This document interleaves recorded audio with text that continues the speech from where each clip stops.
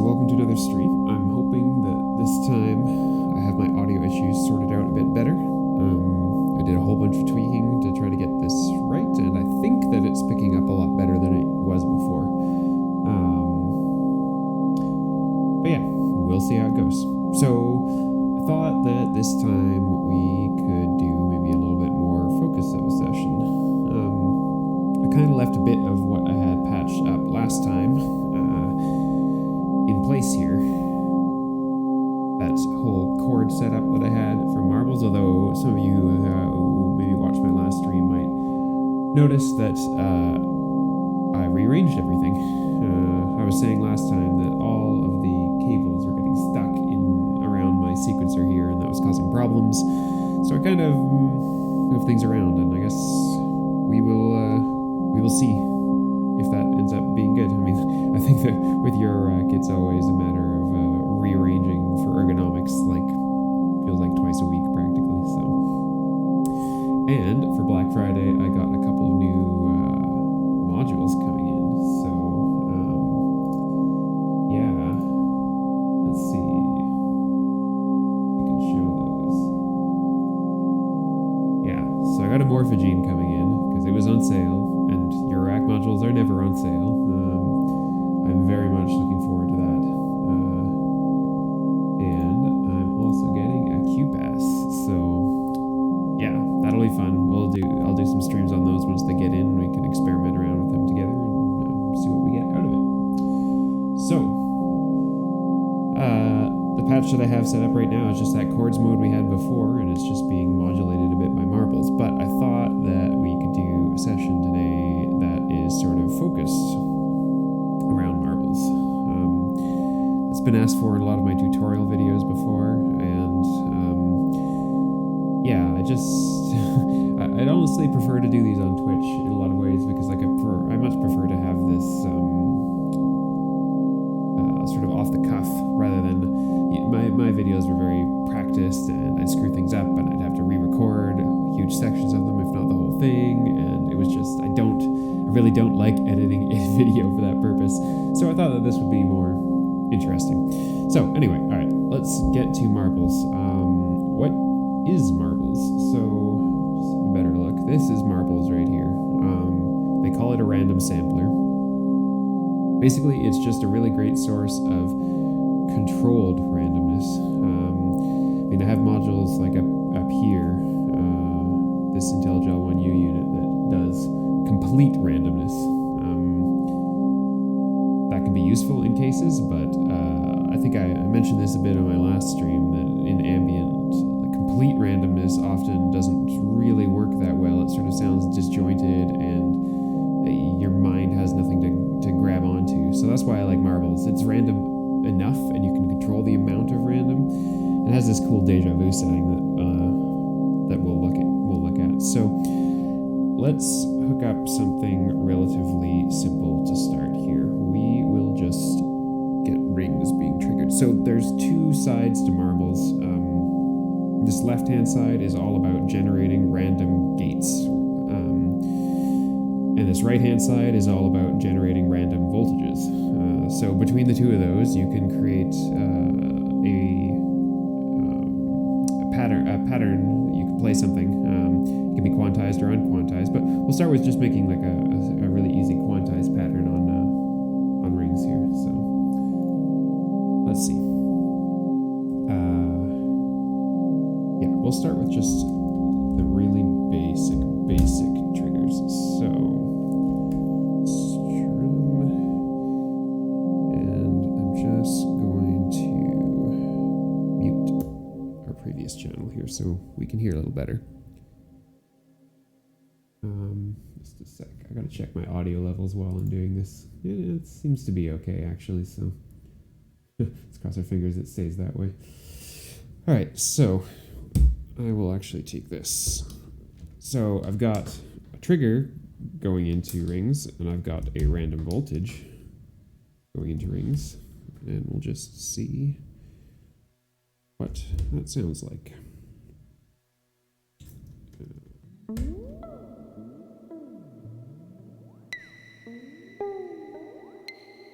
So pretty funky, right? It's actually even the CV is not it's gliding. That's the word I'm looking for. It's gliding between CV values. So maybe not the most musical thing you'd ever heard right now, but let's just turn off the reverb so we get just the raw values here. So basically what's happening is, like I said, the left side of Marbles is all about gates. It has this giant rate knob here that I can turn and trigger it much faster or much slower, however I want to do it. Now this rate, you'll notice that I've got that coming out of the center one. That you might be able to see it, or maybe not. It's labeled T2. This is where just the basic clock comes out of. It's not influenced by anything. It doesn't change at all, other than if you change the rate. That's it. The other two inputs, T1 or outputs, T1 and T3, are where things get interesting because they are based on this algorithm up here. There's multiple different options for this algorithm. So let me just bring up the documentation because it explains things even better. Let me find the section on that setup. Where is it?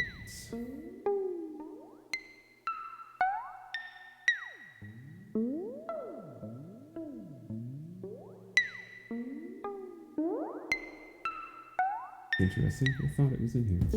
Well, let's just... So this is what we're looking at here. These are the three different modes that you saw on the left-hand side. So basically, what they are is the green mode is sort of a branching tree, like a Bernoulli gate to a degree. So it's going to choose to send the signal that's coming in on T2, so that constant clock pattern, to either T1 or T3. And it's changed by this bias knob here to make it more likely to land on one or the other.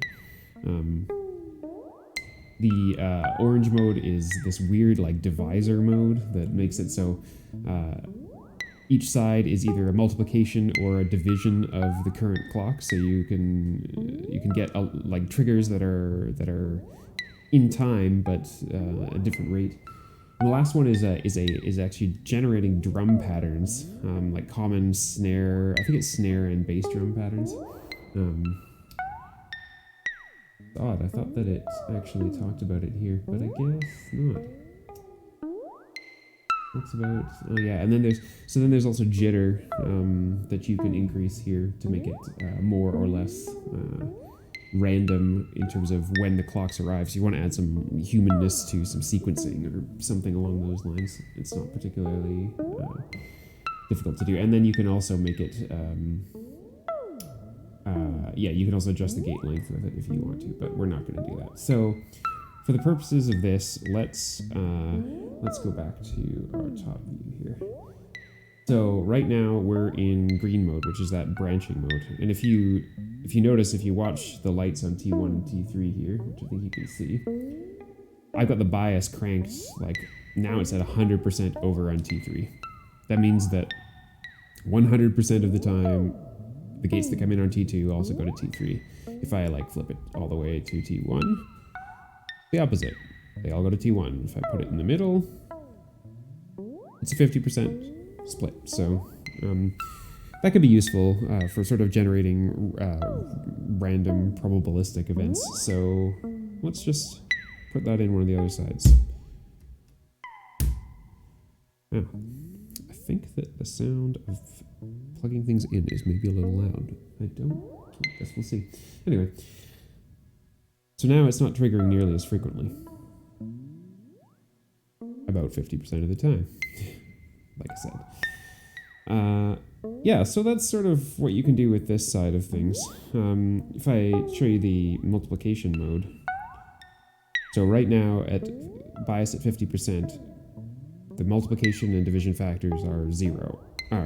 Sorry, not 0, they're 1. So every single light is blinking all at the same time. If I change the bias, it starts increasing, so now this side is being multiplied And you can see that it's running at a sort of faster pattern. And I believe it actually changes from time to time. I don't remember how it does this, but if I go to the other side, it's less likely to happen on T1 and more likely to happen on T3. So, and then there's this drum mode, which, to be honest, I haven't really figured out because it's supposed to generate like common drum patterns, but whenever I've tried to do that in a drum-based track, it always seems too slow for some reason. So I'm not sure if it's just that I don't, like if I crank the rate up.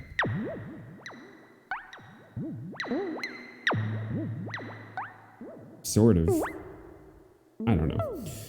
But I'm gonna deal with those two. Let's just deal with the really simple probability setup here. So we'll leave it at that for now. And let's go on to the voltage section, and we'll see what we can do with that. So the voltage is very similar to the clock in a lot of ways, or not to the clock, to the gate generator in a lot of ways. You have a voltage that's being generated randomly. It comes out of X2, and X3 and X1 are different variants of that depending on the setting of this guy up here. Cable's out of the way. So, the first one is the spread and bias to talk about. So the spread and bias are basically controlling how far out the voltages get chosen at. So bias is all about the center point. So if you think of a voltage from 0 to 5 volts, bias is setting like where's the center point that we're deciding to choose a value from. And spread, on the other hand, is like how far out from that center point am I choosing this value. I believe that spread at 50% is sort of like a standard distribution of values, versus if you go further, it spreads it out. It spreads it out further and further and further, and then depending on the bias, it might go to one side or the other. And then steps is sort of deciding what kind of voltage we're sending. So right now, like, we have steps all the way to the left, which means that it's a completely unquantized, completely unstepped voltage value. So like completely variable, it can go all over the place smoothly. If I change this and turn it up, let's just put this back in the constant trigger for sake of argument. You can see now it's actually generating quantized values. So it depends on where you set the steps at. I think here, 50%, that's fully unquantized but stepped, versus as you go further this way, it becomes still unquantized but more smooth. And then as you start turning it past 12 o'clock, you get more and more quantized. Really, it starts with chromatic, and then it adds in like all the notes of a scale, and then only like thirds and fifths, and then only octaves and fifths, and then only octaves. So like this is now on just octaves, for instance. So this is useful, although of course, and you can set the scale that it's picking these values in as well. So for instance, right now it's actually, let's just see what it's running in. If I hold this button, I believe it's the voltage range button, yeah. So it's in blinking, fast blinking orange mode, which actually is a really weird scale, so I should take it out of that. That's oh no, that was an okay scale. That's a fast blinking one. So like that's a major scale. This is a minor scale. So let's leave it in minor. I like minor. The other thing that button lets you pick, and that I forgot that the actual button on the other side lets you pick too, is, so on the other side, it's what's the division of the clock value that should be coming out on T2. So if I it's on ×1 mode, so if I change it to ×4, it's now 4 times what we just did. That's divide 4. It's handy, you don't need a clock divisor right away, basically. Let me turn that reverb back on. It always sounds nicer. Right, and then on the other side, that same button is controlling the range of that voltage. So right now, it's in +5, which means it's 0 to 5 volts. You could change it to ±5, this is -0 to -5, or plus or minus, or +2, so much shorter range. just turn this off because I'll mention this section in a second here. The other thing is these modes that are going on in here. So they're all about what X1 and X3 are. So in this green mode by default, everything is following the settings that we have here. They're all generating completely different random values. Yeah, if you watch the way that they're doing things, they're all generating completely different random values. If you set it in this orange mode, then the center one is following all these settings that are on here. So the center one will be just octaves and this particular bias and spread. The other ones are actually the complete opposite of it. So imagine taking all of these knobs and inverting them. So like if we put it in X1, now we're back to that weird not stepped voltage. So that's the orange mode, and then the red mode is interesting. So it makes X3 follow what's in the control panel. X2 stays always in the middle, so as if all of these controls were in the middle. So in this case, when the steps are in the middle, it becomes chromatic but quantized. And X1 is the inverted one. To be honest, I don't use those settings very often, or I guess as much as I should have, if you want to call it that. I tend to just stick with this. I don't know. All right, so the other interesting things about this are the length and Deja Vu sections. So there's these two little buttons up here. Cable keeps getting in the way. Yeah, all right, it's not going to get entirely out of the way. Those buttons up there basically allow you to freeze the pattern, so to speak. You might be familiar with this if you've ever used a Turing machine module before. They act very similarly. And that's based on the length. So if I can freeze either side or both of them. So if I freeze this side, right now it's set on length 16. So I'm going to get a 16 bar or 16 beat pattern, or 16 value pattern, I should say, not beat. 16 value pattern that stays constant. And so like I can lock that on both sides. Let's make this a bit wider. And let's make it a shorter pattern because it's easier to demonstrate. So we'll do a 4. Hitting this webcam, sorry.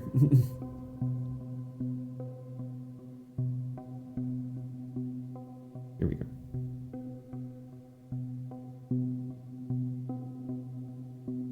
So I'm just going to switch this to the...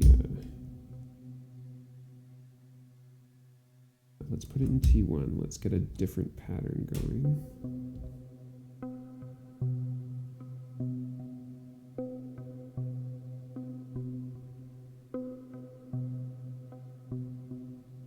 That's not too quiet. Yeah, it's okay. I turn this up a little bit.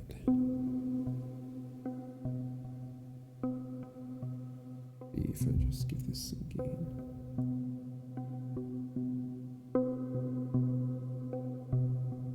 Yeah, so now we've got like a repeating pattern, right? Makes sense. You listen to it, it sounds the same constantly. Now, the really cool thing that I like with Marbles is this Deja Vu knob. So, Deja Vu is basically used to inject a little bit of randomness into things. So, you've got this pattern that's already playing, and you want to make it evolve just slightly over time. That's what Deja Vu is for. When it's at 12 o'clock like it is right now, it's completely locked. The pattern doesn't change at all.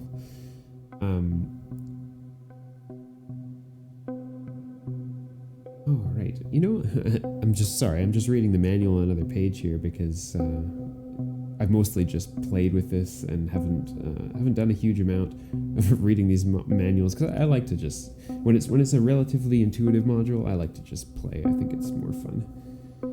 But I realized that it's actually has some interesting setups, which is that if it's at 7 to 12 o'clock,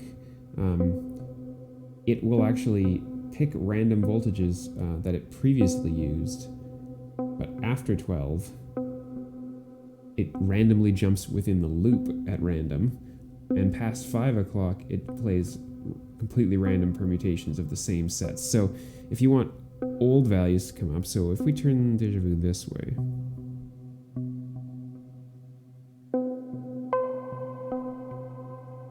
so now it's picking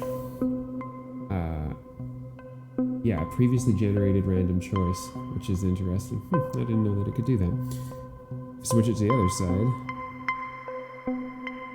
Now it's just going to jump around inside of that loop that we've already generated. And note that, like, you turn it, you apply Deja Vu, it actually rewrites the loop. Then you swap to the other side. Now it's randomly moving around inside of that rewritten loop. And I guess if we go past 5 o'clock, it's supposed to be random permutations. Interesting. Anyway, I usually just end up leaving Deja Vu a little bit to one side or the other to inject some randomness into things. Should maybe just... So, like, here's an example. This is a locked loop right now, and it's just set on octaves. That's it, in steps here. So if I change this somewhere in here... Actually... Interesting, that's not how it works. It's not a locked loop right now.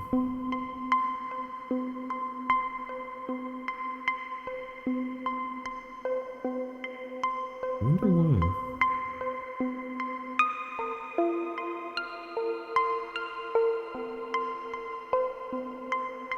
So when it's flashing like that, it's meant to be in a locked loop.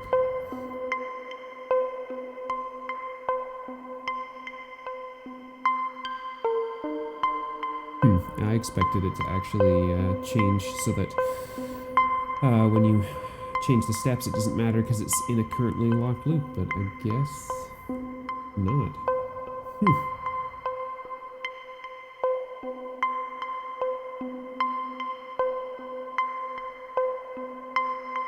Yeah, that's interesting.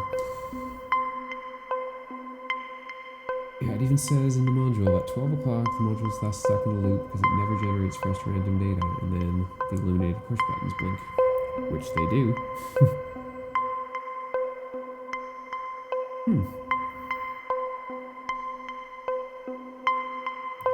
So...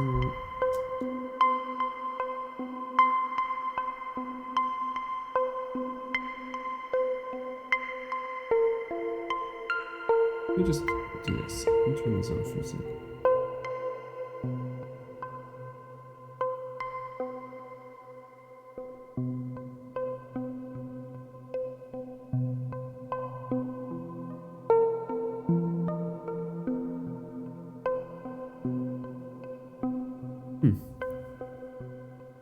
Yeah, I'm not sure what's going on there. I'm gonna have to read more about this, apparently.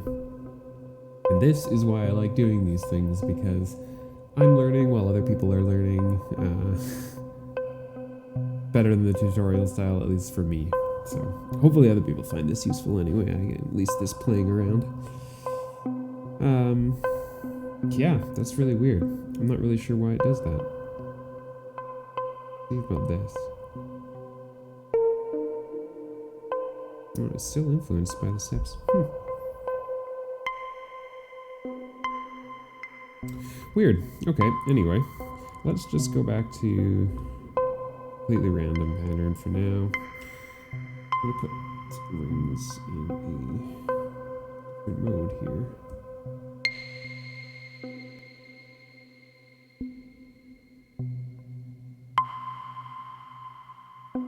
Let's just get it triggering all the time again. And I keep moving this webcam because I keep bonking it with my head. Well. Okay, so.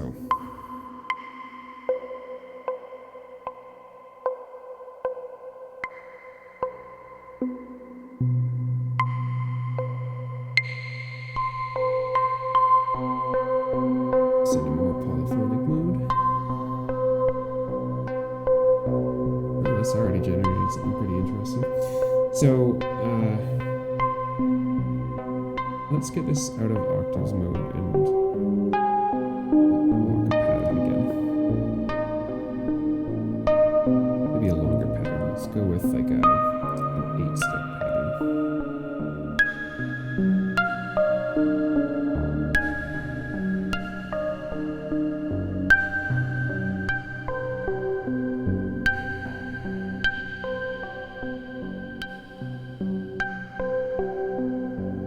Okay, that's pretty interesting, I think. Maybe a little heavy on the reverb there.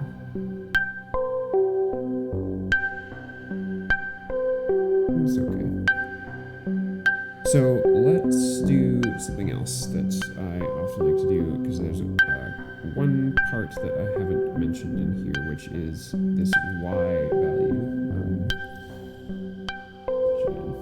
This Y value here is basically a continuous, smooth, random voltage. It just is constantly like all over the place, but it's really useful for plugging into the other inputs here and modifying the choices. So let's put this into spread.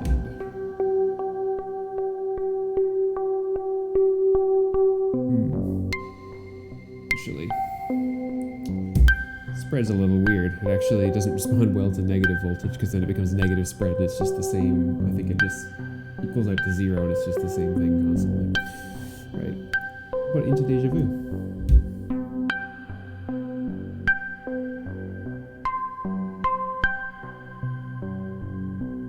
I don't like that either. What about bias?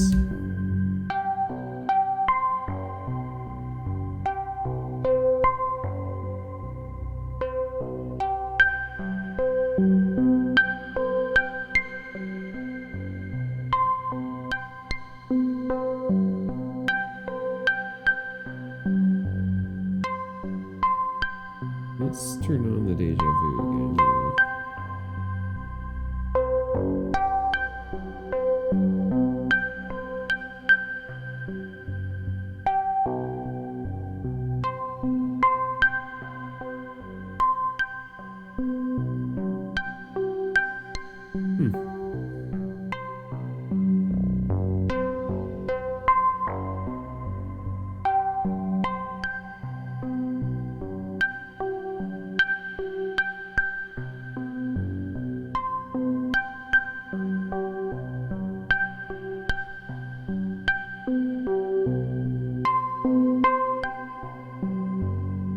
Interesting.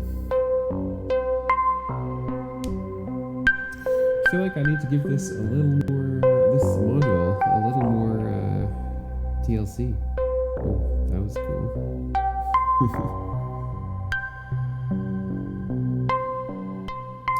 Yeah, I'm especially confused actually, because I really thought that having Deja Vu locked meant you got a constant loop independent of changes to your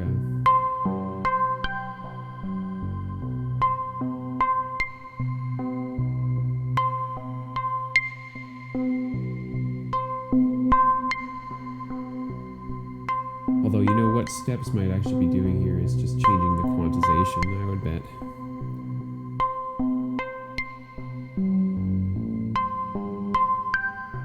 Yeah. So it is the same set of chosen voltages, I think, but they're actually being influenced by steps.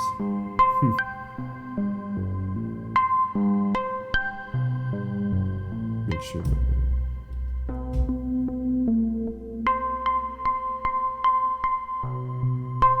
Now, of course, X1 is a different chosen set of voltages. So.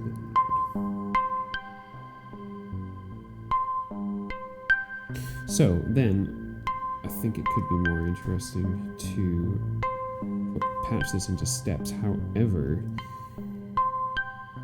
we don't want this to be, we don't want anything we patch into steps to be too much of a negative voltage, because if we do, then it, like, well, here. Listen and we'll hear. Immediately. Now it's a negative voltage. It's suddenly become completely unquantized and all over the place. That we don't want. So, think.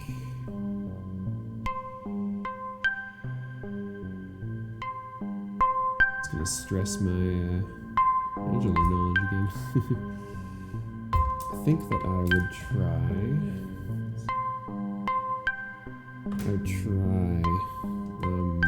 patching this through an attenuverter. Let's just have a look at the scope. That will tell me if I'm doing what I think I'm doing here.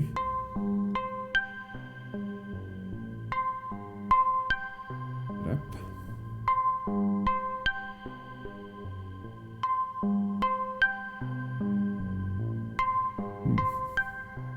I'm not seeing anything out of the scope. It's in unipolar mode. Oh, maybe it's doing what I want it to do? No, I don't think it is. Onto the camera again. Sorry about that. Okay, so what I'm trying to do anyway is to get this to never go negative. There is a way to chop off the negative portion of it. Maybe it's just the... I might even have it plugged into the wrong input here. It's coming out of Y. Oh yeah, you can see it displays the voltage value, so it is doing something. However, you can see that that's negative volts right now, which is really not what we want. I'll have to do some thinking. I don't remember how you actually cut it off so that it's only positive voltage. Guess we'll see. Okay, well, we need another source that's random.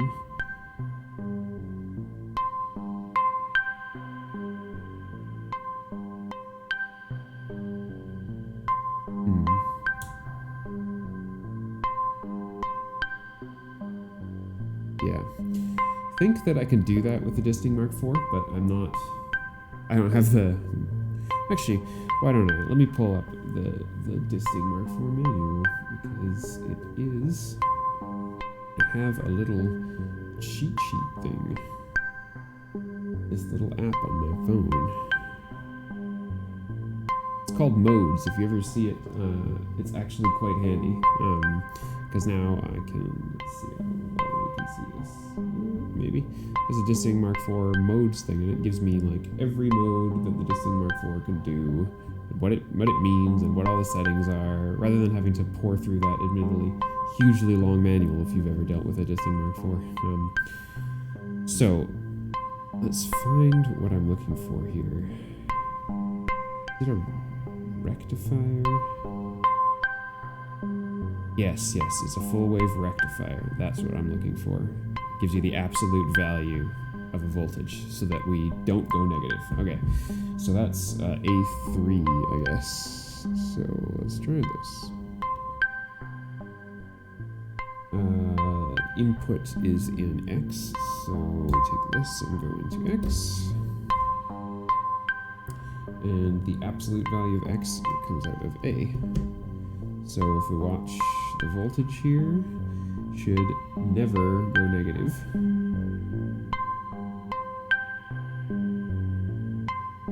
Yep, looks good. Excellent. Yay, I learned something new. Alright, we don't need it this long of a cable, so let me get a new one. Okay. Now we can put this into steps, and we should get something cool.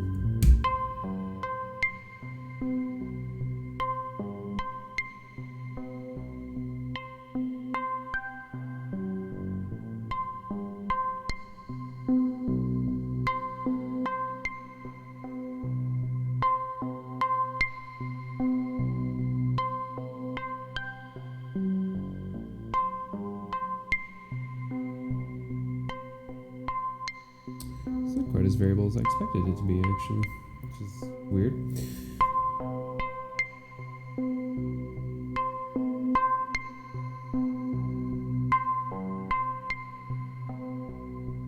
Should only be generating positive values. So let me see here. What am I doing wrong?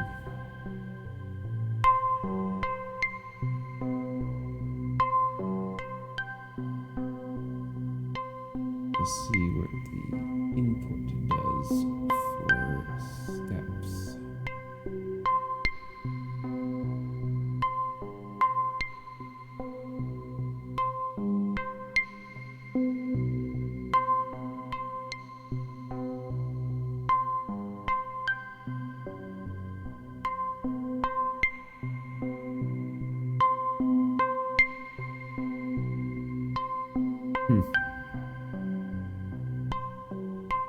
Yeah, I'm not sure why it's doing that. Just look at the voltage again.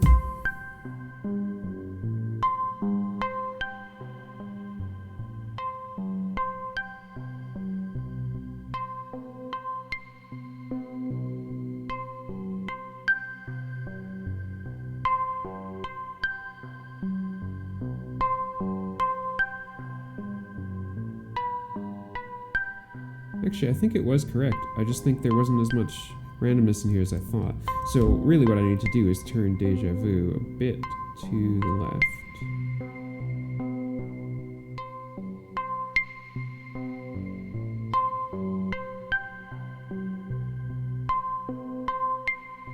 So this should inject some random notes sometimes that then become part of the loop again.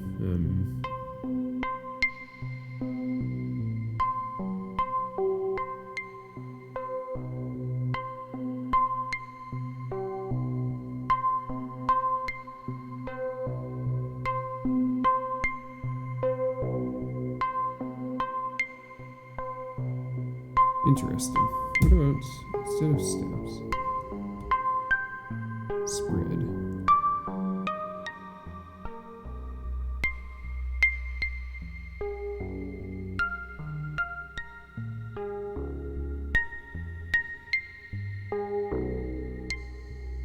Yeah, spread is weird because it influences the whole, well, I guess steps influence the whole loop too.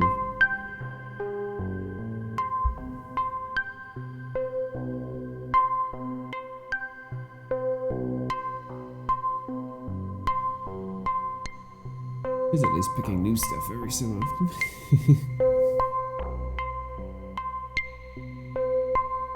Alright, let's get this back on a more interesting pattern too.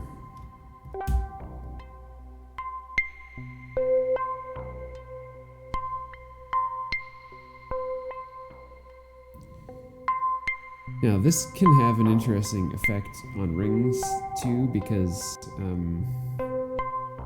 so we've got this set on, oh right, this is the thing that I forgot about, what the difference is between X1, X2, and X3. So the changing CVs are triggered when, so when T1 triggers, that triggers X1 to change. It's a little hard to see, but so the triggers are linked to their CV outputs. So right now, because I have the trigger in this one that doesn't go every single on every single clock hit, and I have T2 on one that does go every clock hit, has an interesting effect on rings. You can probably hear, see if it'll do it.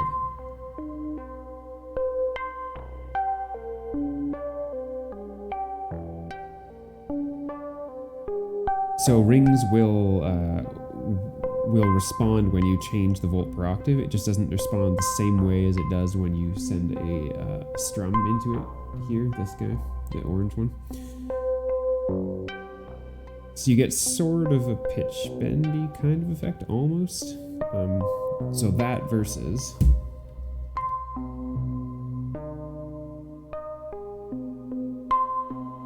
So now every note has that attack to start with, right? Which is done by the strum. It's an exciter, I think they call it.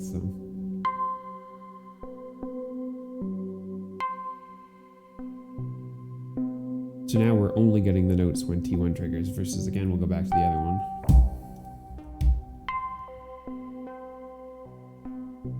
Now we're getting a note change every time, but the actual like strum trigger attack sound only happens when T1 triggers. So it's a way of making some interesting different patterns.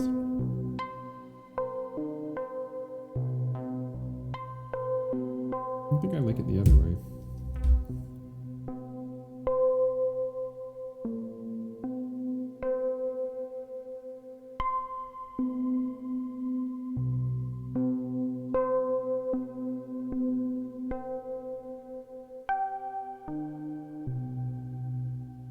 Interesting. Okay. So, let's add some more effects to this, rather than just the reverb. Let's do everyone's favorite ambient module, clouds. So I'll take this out for the moment. Clouds is weird. Oops. Sometimes I like it, sometimes it does things that I don't understand. And I have the Parasites firmware. I'm just going to mute this for now. The Parasites firmware installed on my clouds, which gives it extra modes. Like it has this thing called Oliverb and Resonator and a couple of other things like that. But let's just try this in really basic, normal clouds mode.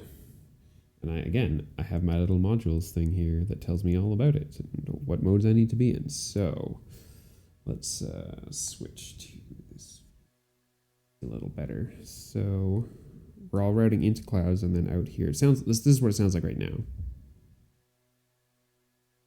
Oh,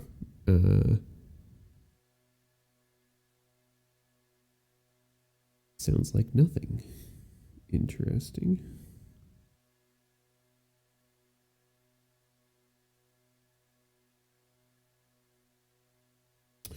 Okay.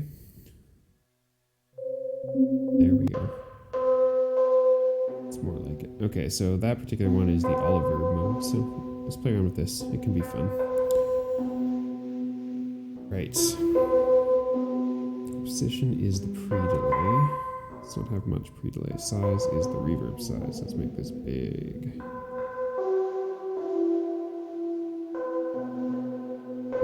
We can actually pitch shift it if we wanted to. Ooh.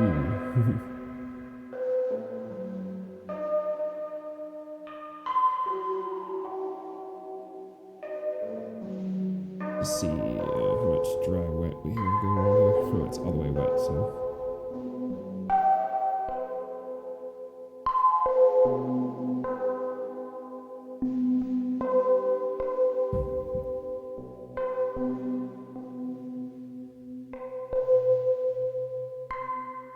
Sort of interesting. I think that's an octave down on the reverb. Yeah.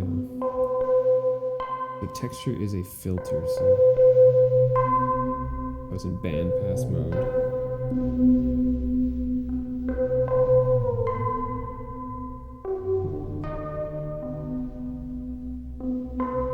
And oh yeah, density is reverb decay. You have to be very careful with this.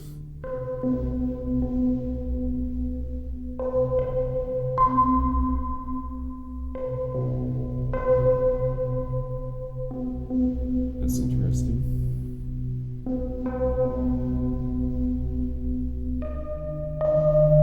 Right, so there's also settings for, so the first one is dry wet, this is diffusion.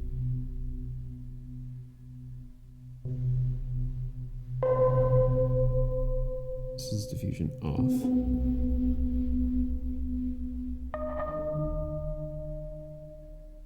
That's right, because there's actually a modulation set up on here too, yeah.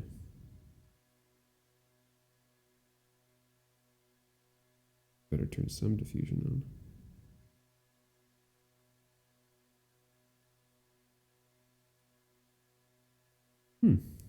I don't know what just happened there.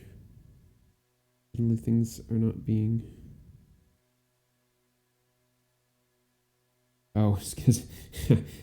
So Marbles happened to pick a pattern, if you look at it, where T1 isn't triggering at all anymore. And we're in Deja Vu mode with a locked loop. So eventually it will pick a pattern where T1 comes back. But let's just unlock it. There we go. Oh, that's funny stuff. Okay. Back to clouds here. That's a little crazy.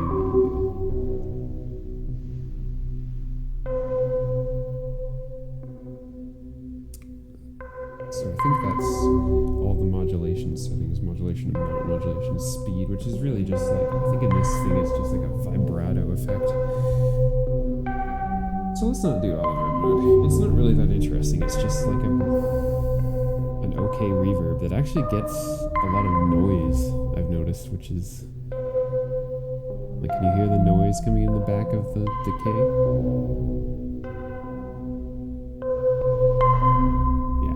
Super noisy, okay. What about the looping delay? It can be fun. Okay, so if we're in Oliver mode right now, this looping delay is, oops, this.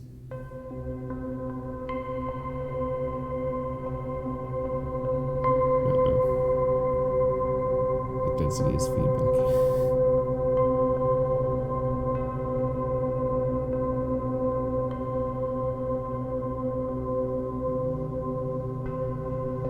So looping delay mode. Position is the loop start time. Oh, now we're sounding like ambient. Right, density is the diffusion. Pitch is the pitch. Texture is low pass, band pass. Then we've got dry, wet, stereo spread, reverb, feedback, and reverb. So this is reverb, so let's just turn that off because reverb muddles everything when you're starting. That's dry wet, which is fine. Stereo spread, it's always nice to have that up. We've got a little bit of feedback, we don't want to do too much. Alright, so now we are doing good.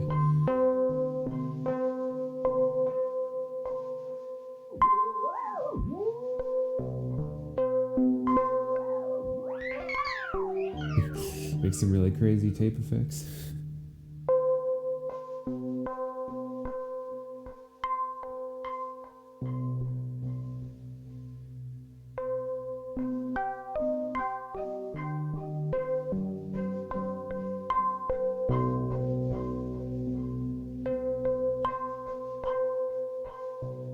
Let's try this pitch again.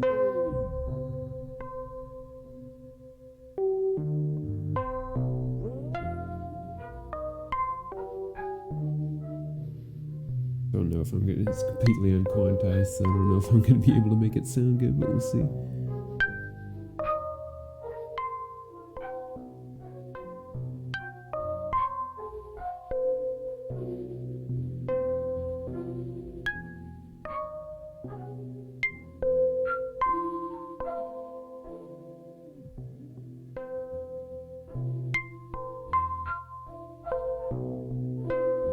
Yeah, it's hard to say.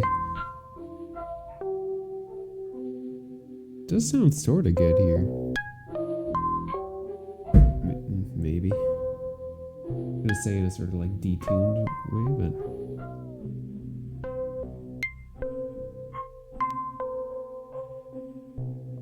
Let's see what happens when we add some reverb. Here we go.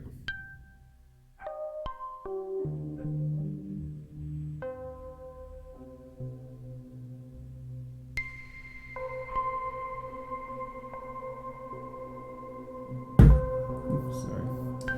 I'm hitting my phone.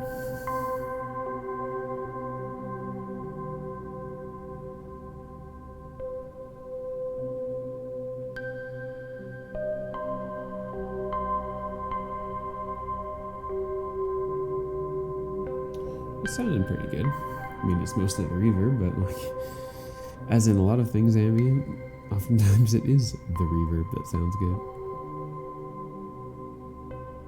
Okay, so let's use some more parts of Marbles here to modulate some of this stuff.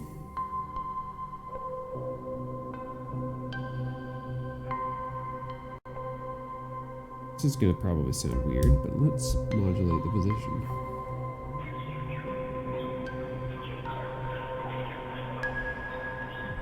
Okay, that's actually pretty cool. Whoa. I was 100% not expecting that.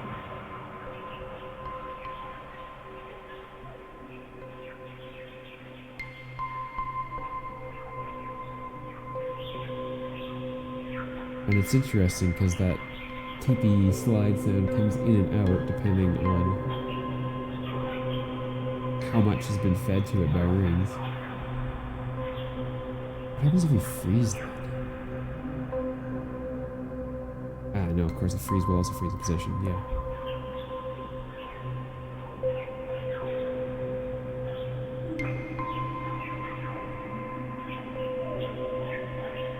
I feel like could be a better idea to split. So what I'm thinking is take the output from rings, I split it in a buffered mult so I don't lose any of the sound. And if I send it to clouds, make clouds fully wet, and then send it on its own to just straight out to the mixer, then I can control the volume levels and so forth of both parts. Yeah, okay. Let's see. So, okay. Let's switch here. We all go to remote. So this will go back into clouds as before. Ooh, need a shorter cable for that. So now we're gonna set clouds fully wet. And we're going to come out here.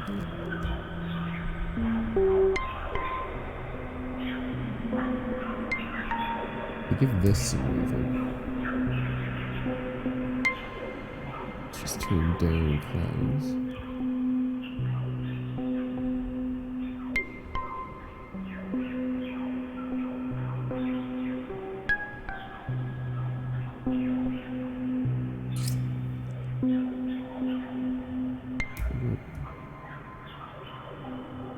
No, doesn't seem to mesh quite as well.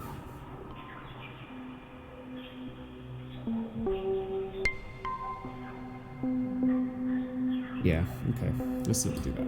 Let's go back to what we had before. And set clouds to be like 50-50.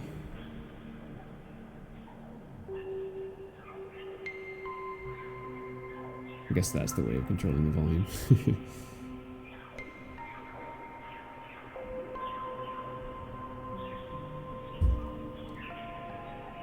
Okay, let's just make sure I got all the cables over that. Yeah, okay. Let me pull some of these cables out of Plaits too. They're in the way. From the intro sound.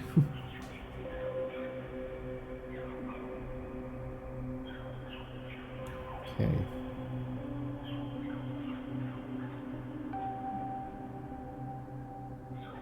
Man, sorry, this is just making some really cool sounds. I like it. Almost sounds like birds or something.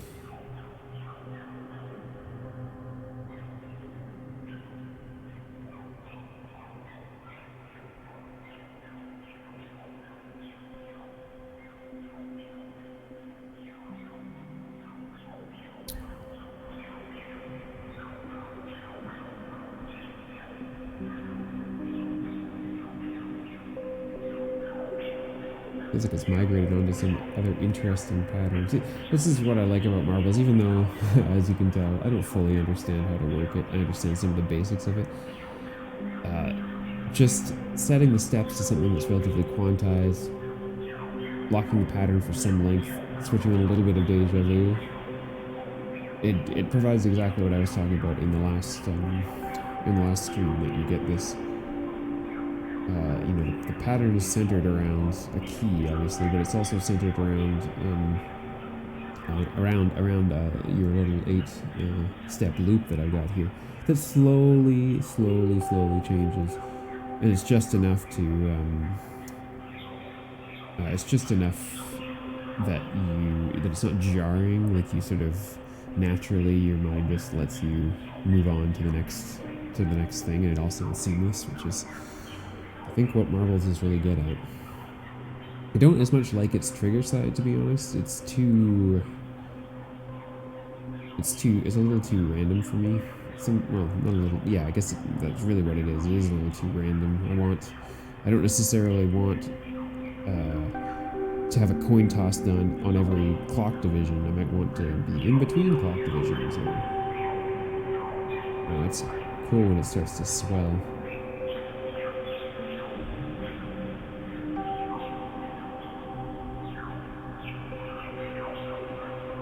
Yeah, really neat. I like it.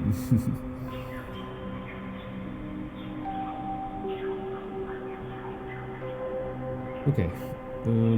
What else could we do? Because I mean, the triggers part of this still is a little random, which is not necessarily good. But I also don't want it to do what it did before, where it started choosing to never send a trigger. That was a little too random. So let's maybe do something in the vector sequencer. Because I can just choose a part. We'll do part 1, and if I just randomly generate Actually, the problem is if I randomly generate a sequence on this, it generates a gate on every step, which is not really what I want.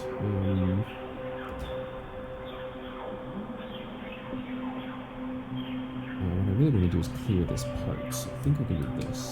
Yeah, here we go. Okay, so let's just do, an 8-step pattern.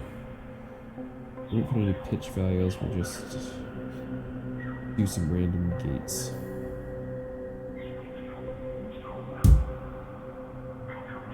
Now, the thing that we're going to have to do here, though, is we're going to have to clock, send clock into Marbles. So Marbles can be externally clocked, which is what we'll have to do here. Clock. And you can actually clock each side.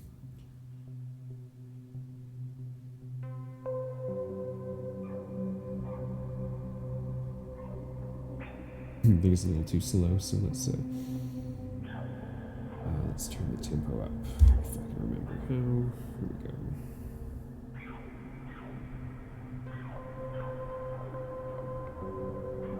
Actually, we don't even need to turn the tempo up. We can multiply 4. Oh, and then it's way too fast. 60.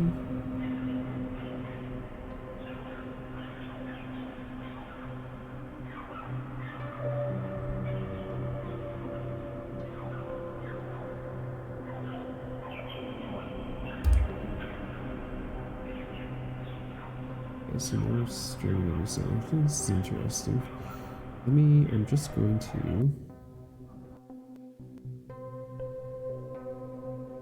Oh, that was weird. I don't think I knew what setting I was changing there. Let me just make this fully dry for a moment.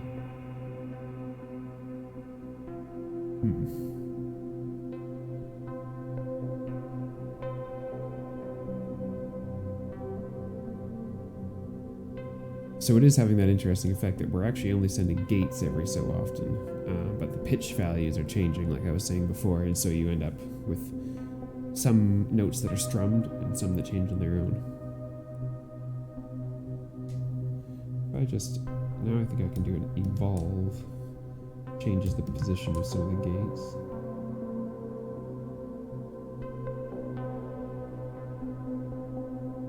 Okay.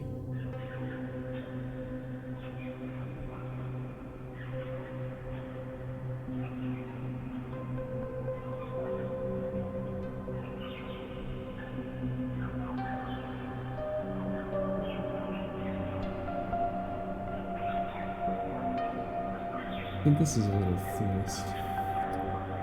Let's change this back to ×1 again and just turn the tempo up like we did before, because then I'm going to switch. So these patterns you can in the vector sequencer, you can go in and control like at what rate they run. So do this at like quarter notes, maybe too slow, 8 notes.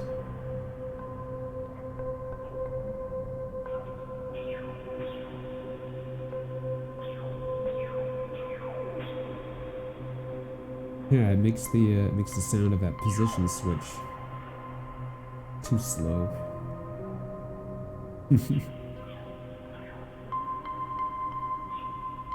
Alright, what about, is there maybe another way we can do this? Let's let this thing clock itself again.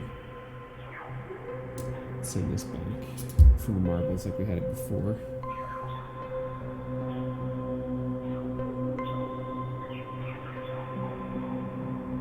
Now it sounds better, I think.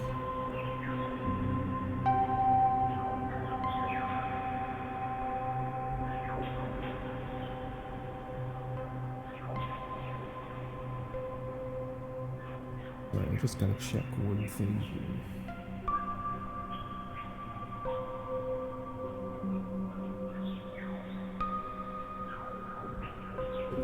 For a second there, I thought I actually had someone watching this. But it's just a bot. Oh well. Let me edit it all.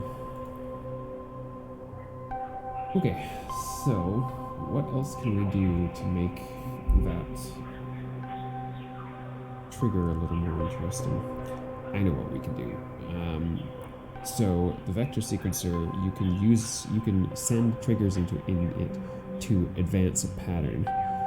So we can have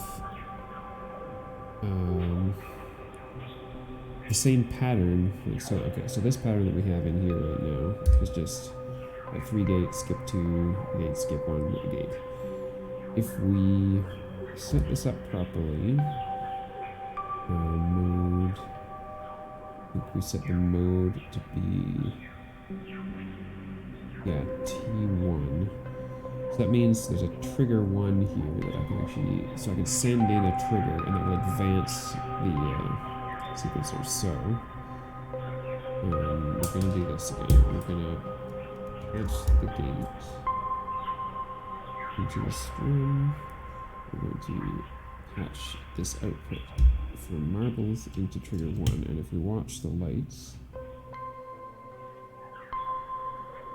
you can see that the pattern like starts and stops. So that gives you a bit more controlled randomness, right? Still has the possibility of marbles screwing up and not choosing to trigger T1 for a long time, but that's pretty unlikely. And this way we've got like more of a constant pattern that it's actually going through for each of those strums. We still get the changes, the sort of non-strum changes that come from X1 when it changes independently. So let's listen for a sec.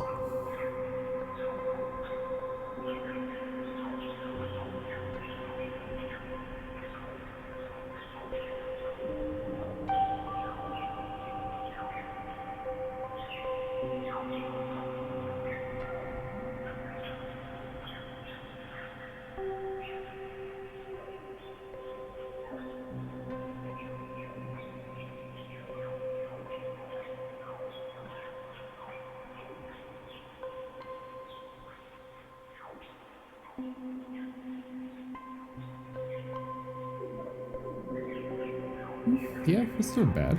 I like it. I'm at least okay with it.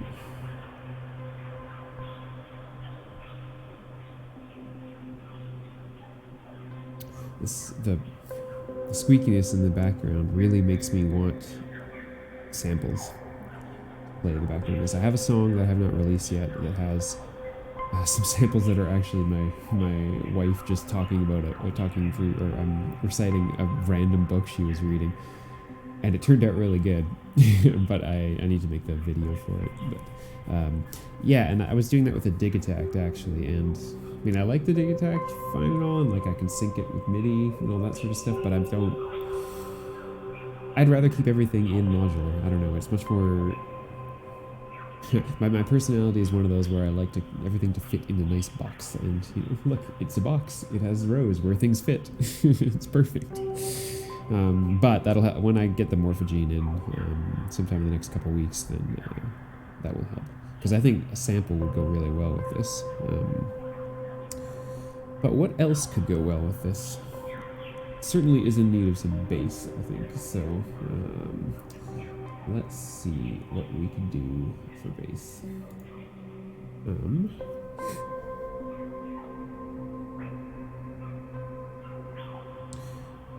Yeah, so this what comes out of Marbles is actually, I believe it's just in the key of C. So we ought to just be able to pick something. Maybe we can just try those chords again that we were using in the previous session. So let's just see.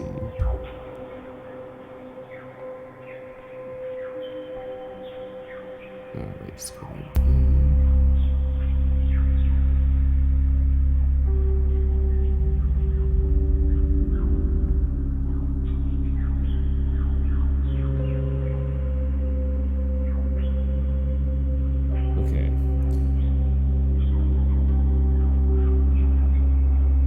Send some quantized pitch into it and see what we get.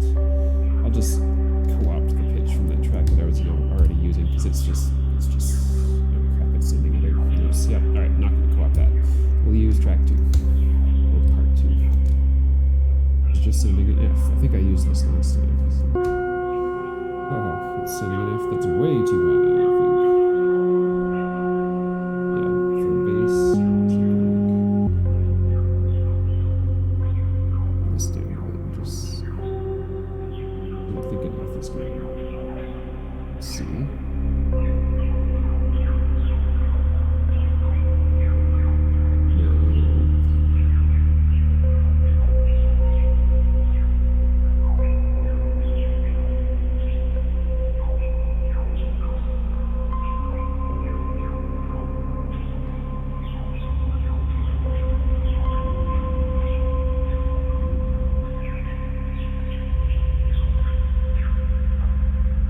Mute this for a sec.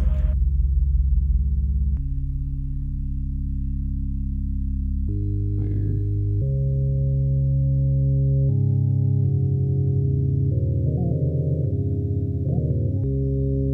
Okay.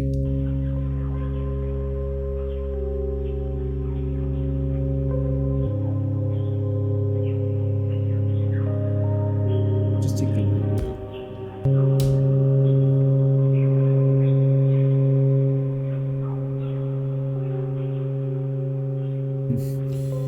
All this stuff by ear, and to tune my oscillators better.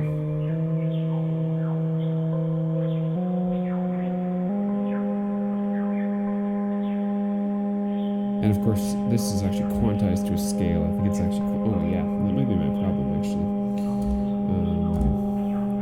These are set to a particular scale. Where is it again? Yeah, it's an A minor, so I think that I can change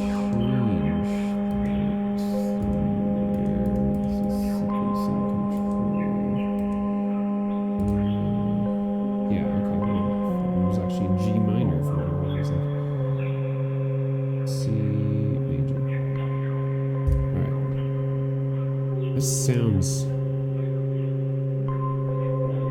bit more right, and it's in a minor key.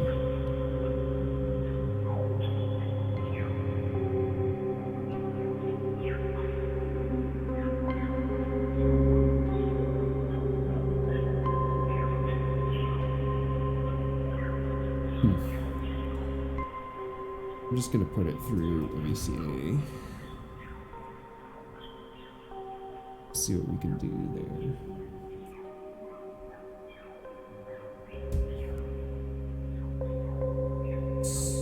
Have an envelope being generated every so often. So I use stages for this. You might have seen in the previous stream, we use stages as sort of like a mini sequencer, which is kind of cool. But we'll do this as a simple attack release. let's see what happens if we gate it off T3. So, I don't know, sure. This is all about experimentation, so it's a little bit too slow, so I'm gonna need a longer cable. Hang on.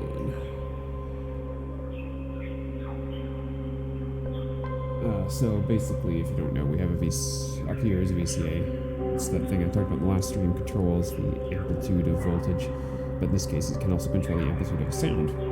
So we're going to use this to create an envelope that will change that bass sound. So just mute this for a sec so that you can hear it. Faster. You can hear it's barely got a sound now.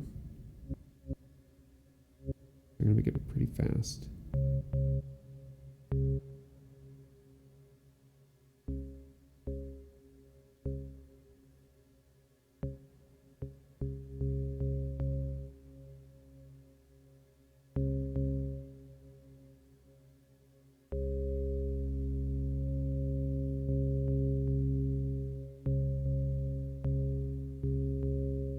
Okay, let's just...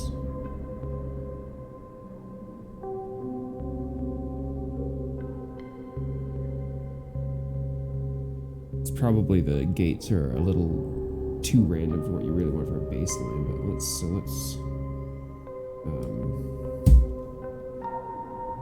do gates over here. As long as this is constantly set to C4, which I think that I can normalize. Oh, damn, that wasn't what I wanted. Oh, I can do this, right. I love this sequencing. Okay, so now let's just...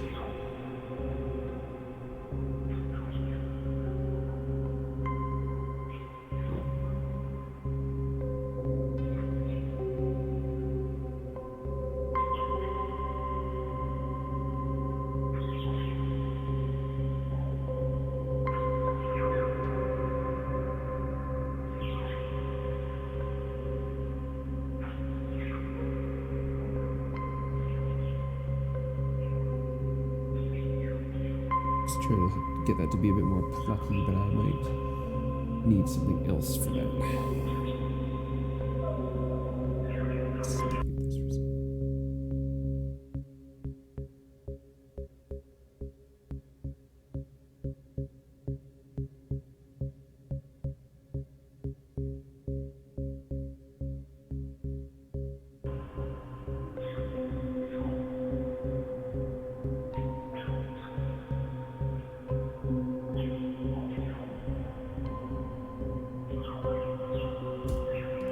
Just the rhythm.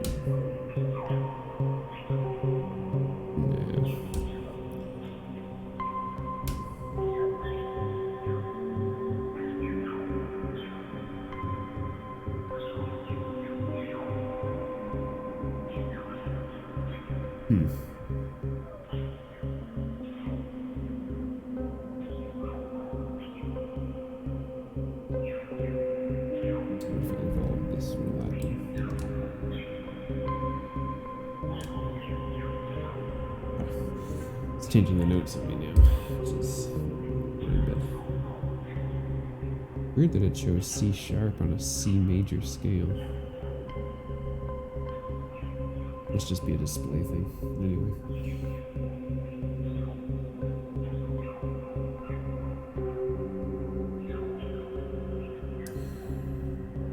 I'm not so sure.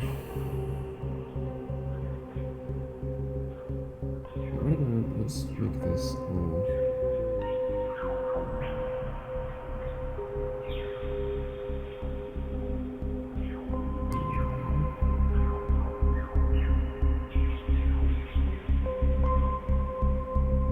I wish I could... That envelope's clicky, but not always clicky. It's just sometimes clicky, which is really not helpful.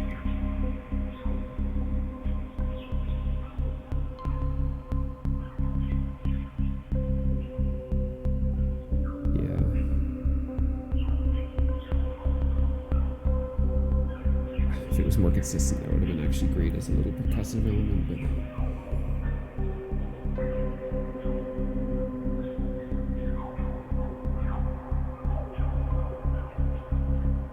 let's make this a little more interesting. We can make, sometimes when you're doing patterns like this, like it's pretty repetitive, right? Like, okay, let's just mute. Yeah, super repetitive. But if you just go and change the length to 7,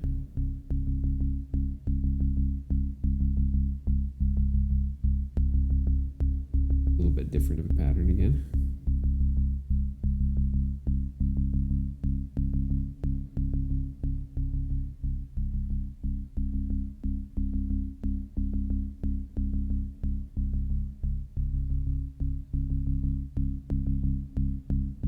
Might even be able to modulate that actually. Start. Start could be interesting.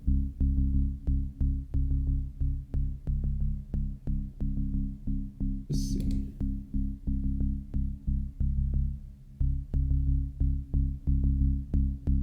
This won't be random enough actually, so okay, we're gonna turn this one off. Modulation.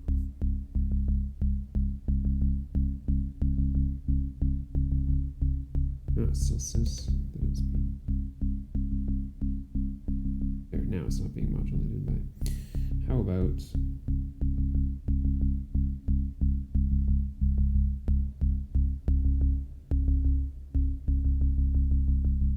Yeah, pure random, level 2 random, right? Doesn't really give you any sort of actual baseline.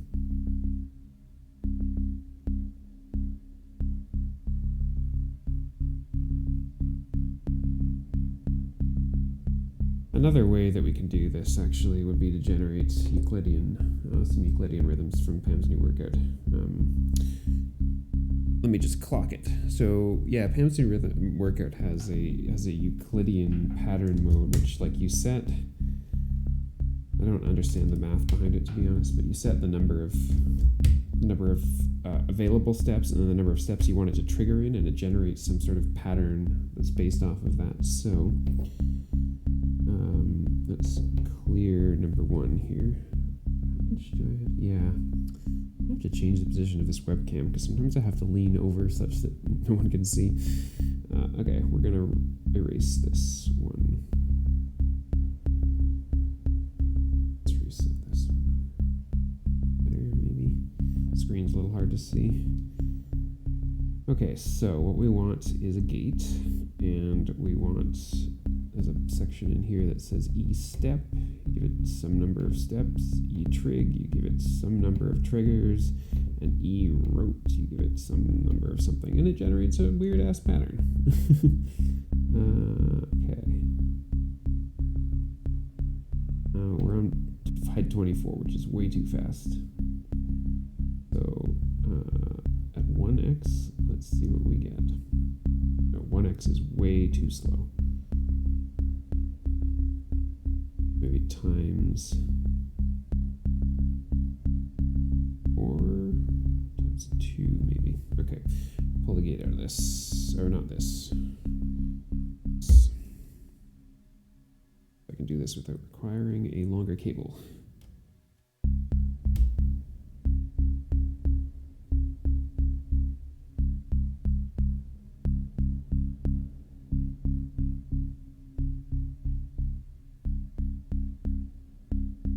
It's interesting. Put it back in context here.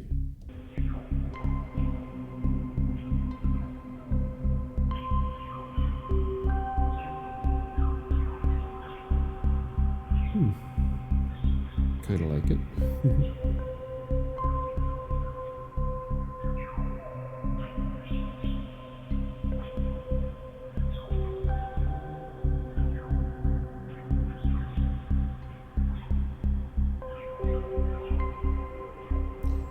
Definitely doesn't need any reverb.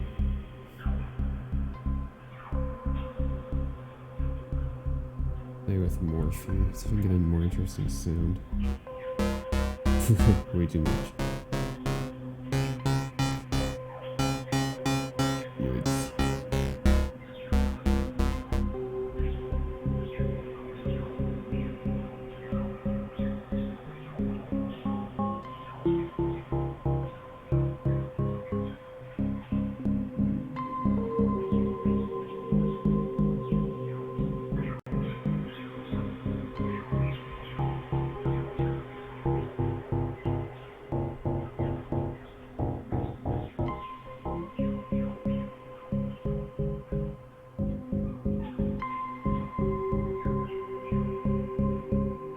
just be better suited as the bass note on its own. The chord isn't that great, actually.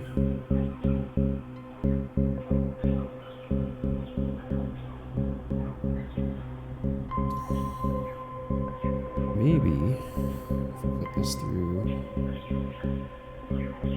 a delay, like the Rainmaker.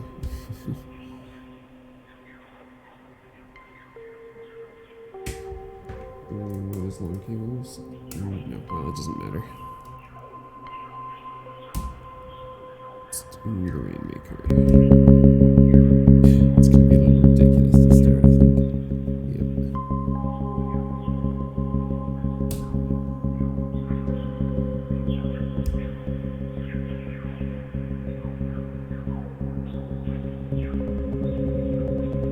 We also need to clock Rainmaker, otherwise it's going to make no sense.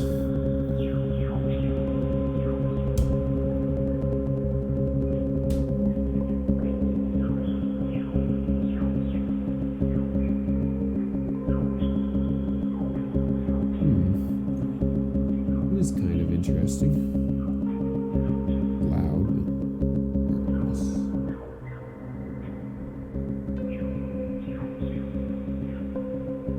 Is it being sent? No, it's not being sent.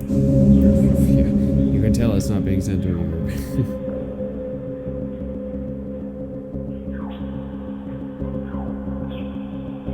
Just go back to that, please.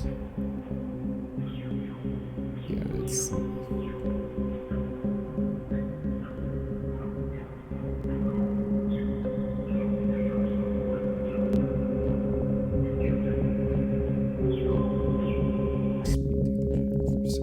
Listen to this.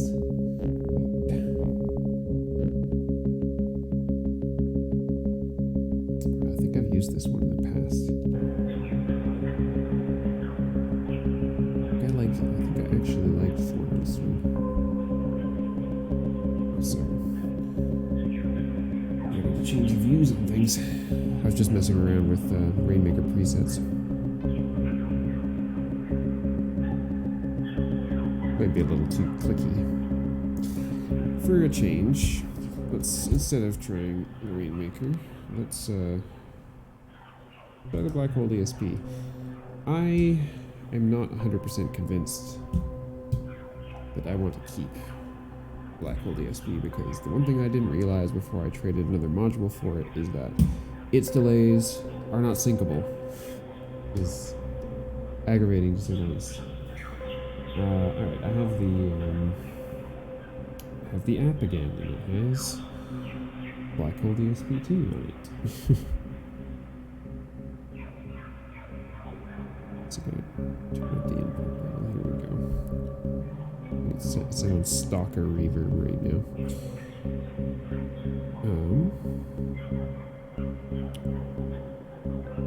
Let's just try one of its delays. So like patch 8 is a delay.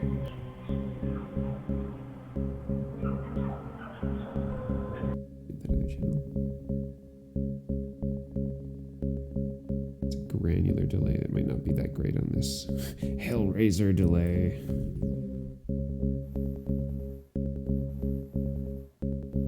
Number 2 is delay time. Number 1 is feedback. Number 3 is Hellraiser.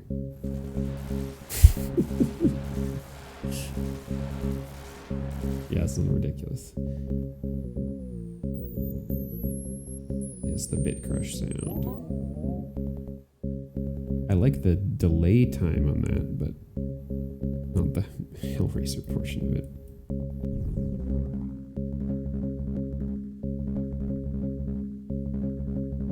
Oh, that's a third tap. There's a phase delay, I guess. Pitch shift delay could be interesting.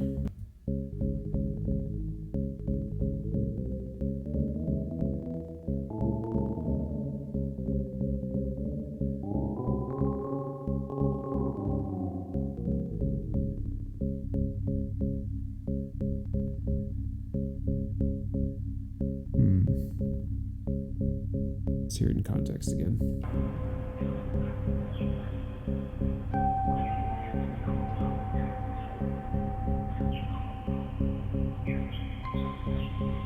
Sort of. I like the deep pitch we're getting from it, but it's not really what I was looking for. Simple dual delay, chirp delay. Much. tap delay. Oh, that's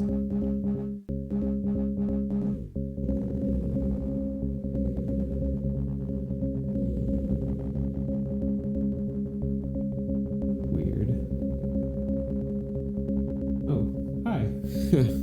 Dharma Bum. Nice to have you in here. You're actually the first person who's ever joined my stream, so thanks for that. I'm just messing around with delays right now, trying to get a better sounding bass line for, well, here, with this as the bass. Or not as the bass line, but this is the more ambient portion of it that I've got going so far.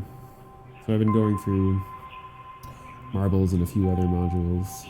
Are you familiar with Eurorack at all? Or?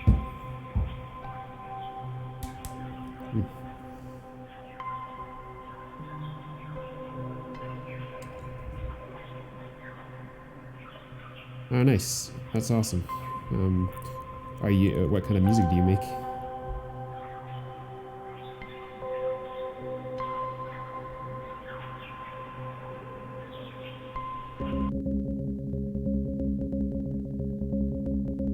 Let's see what else I can get out of this.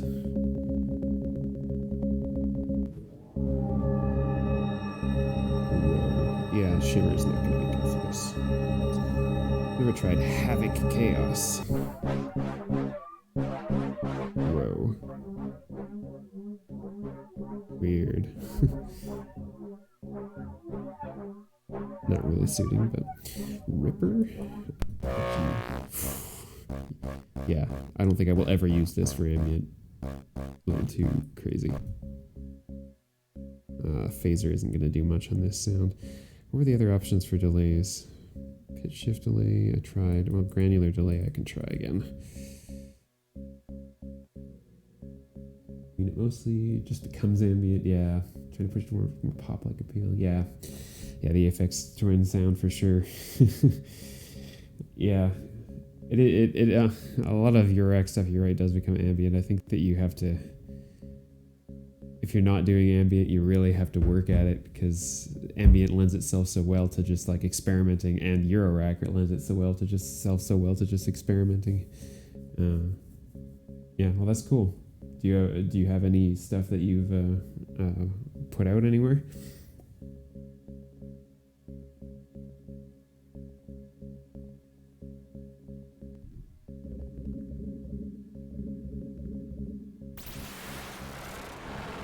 God, the Hellraiser delay is insane. I don't even know why this qualifies as it.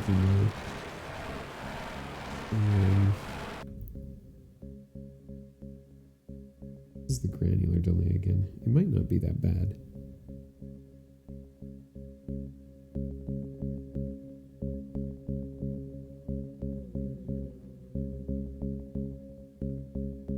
Yeah, you should. Yeah, you can message me on here or drop a link in the chat or something like that if you do that, because that would be cool.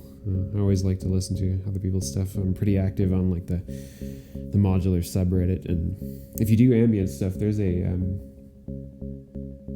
do I have an app? Yeah. So I got this app that's called Modes. Here, I'll do this.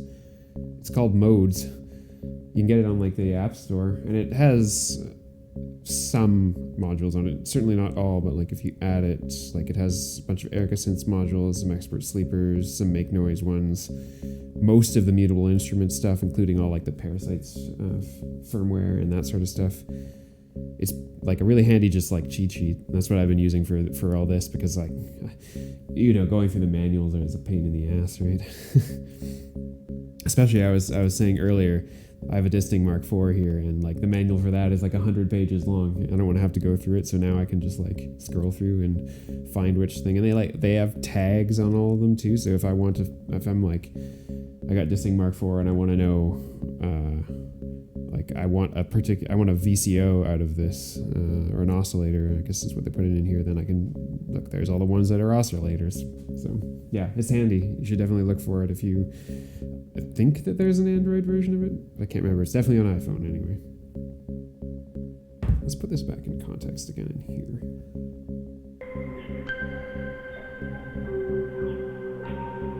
The delay effect is just really lost.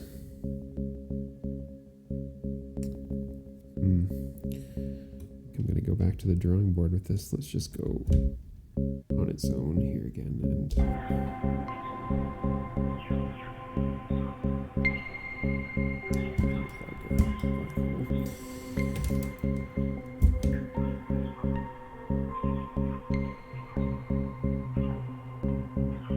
yeah, I was mostly, the beginning of this stream, I was mostly going over marbles and realizing that although I think I know a lot about marbles, I actually know very little about marbles.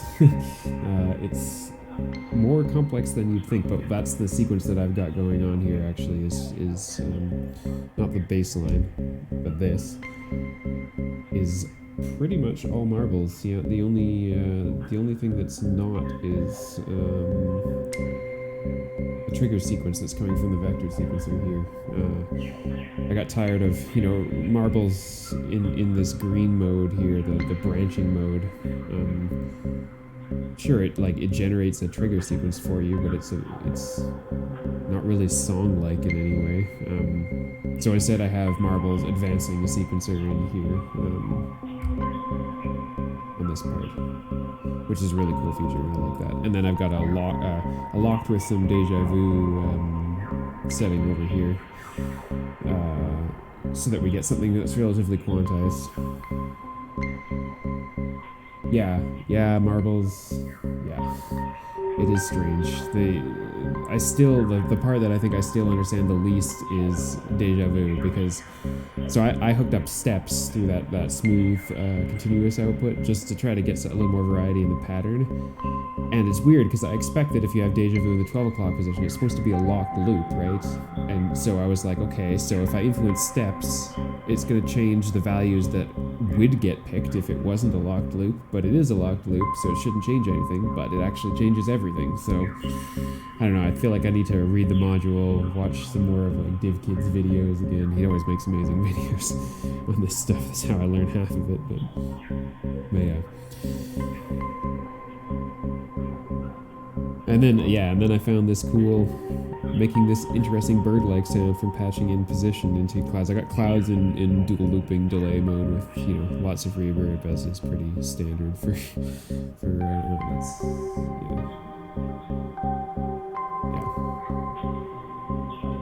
do you have any favorite modules that you like to use?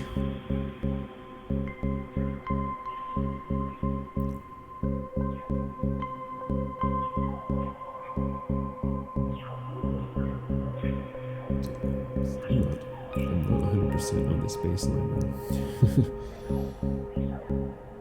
It's not really doing it for me. I might just not even want a bass line, period. Oh, I know what I can actually turn. CSL. Yeah, I'm at the point where I want, I think, well, I've got a morphogene that's coming, and after that I think I might want one more voice, and then I think I'm good. And CSL, or maybe a TSL, has been on my list. The CSL, it's just huge, right? It's the only problem is the HP that it takes up. But do you find, the demos that I've seen of the CSL, I mean, there's not very many demos of it in an ambient context, and it always sounded a little bit harsh. Have you managed to tame it a little bit?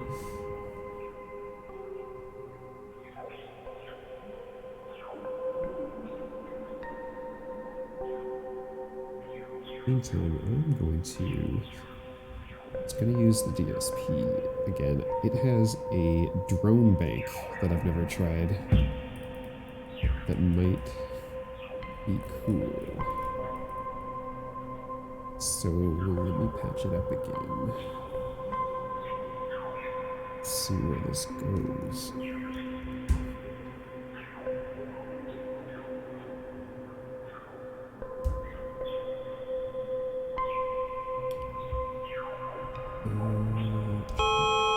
Well, not that. Oh, is it just like... Oh, it's just 3 oscillators. Bit of volume and a bit crush, I guess.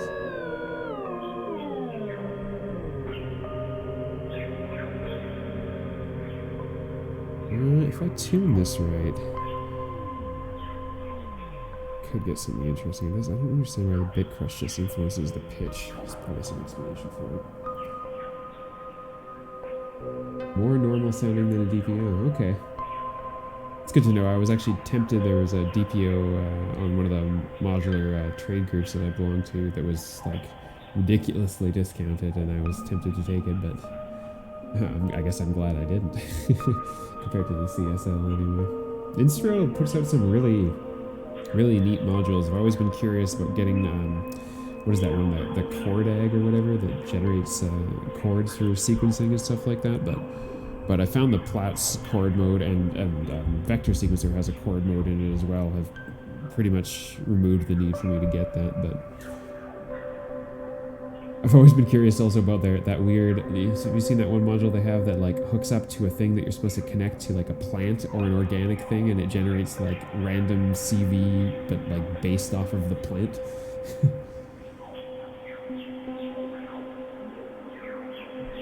Let's see if we can.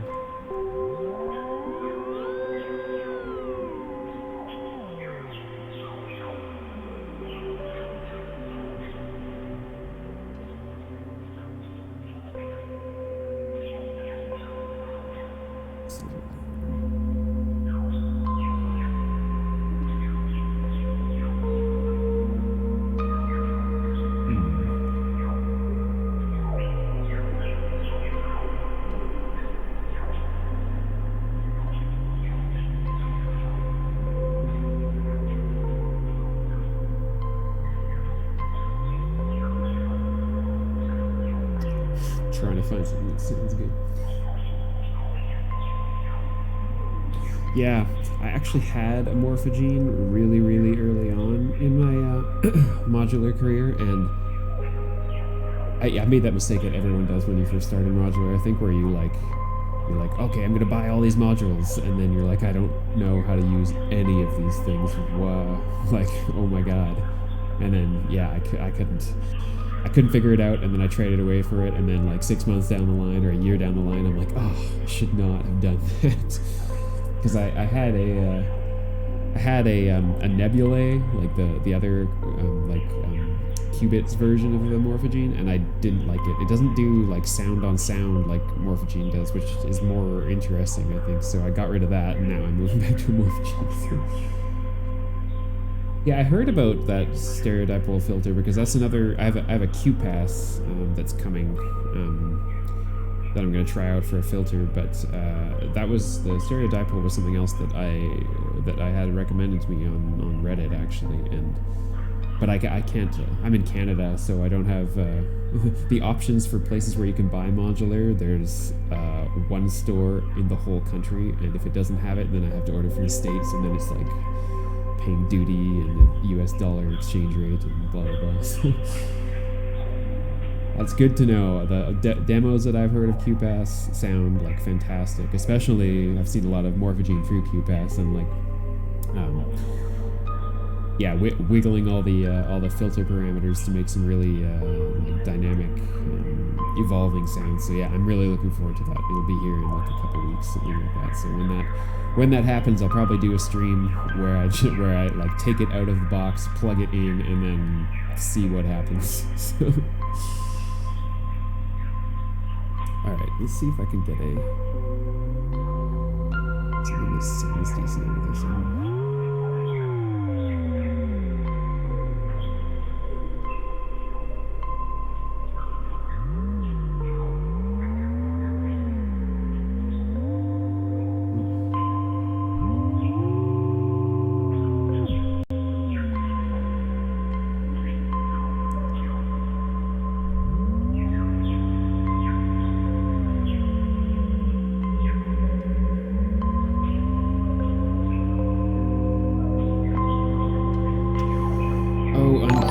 Values. thank you very much. You're my very first follower. I definitely appreciate that. Yeah, there are.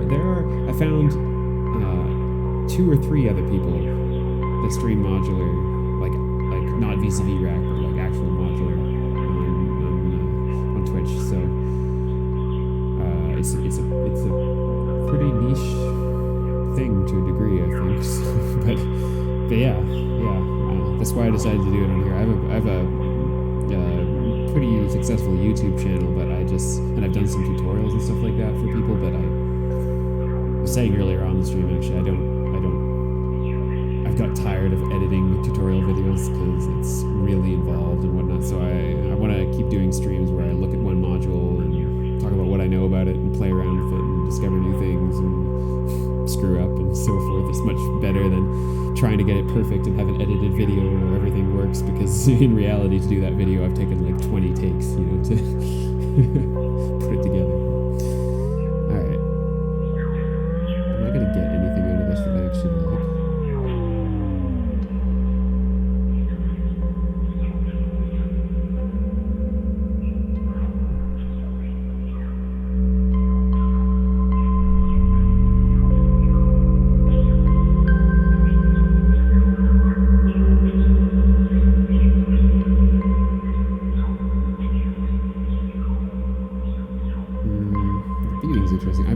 I really need a filter. It's really what it comes down to. The only thing that I have, I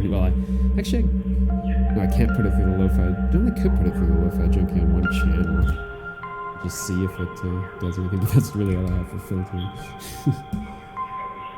And I guess I could do it with a disting, but I learned today what it is that I'm always looking for to make a value constantly positive.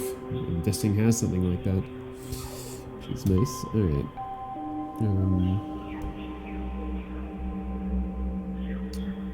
Oops.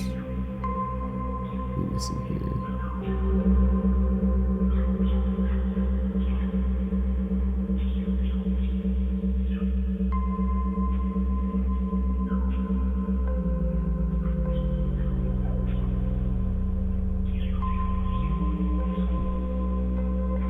Let's turn off this other channel for a sec. I don't think we're getting a little bit of that compressy lo-fi thing.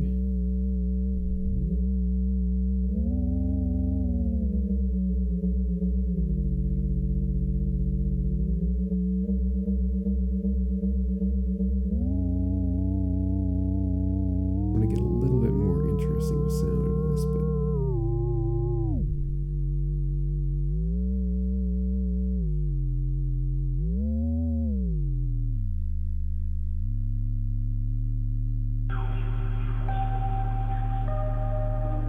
actually, that's not bad. Yeah, I kind of like that. Yeah, I had an Optimix for a while as a low-pass gate, but I didn't. Again, it was during that time where I didn't know what the hell that was, and so I was like, "Oh, this doesn't do what I want it to. This is useless," and traded it away. Well, you live and learn. Alright, so I kind of like this sound, sort of drony sound I'm getting out of this now. I'm thinking that if I pan it around a little bit, it could be interesting. So let's just take an elephant from Tetrapod and try it. Not hard panning, please. This is going to have to go through an attenuator.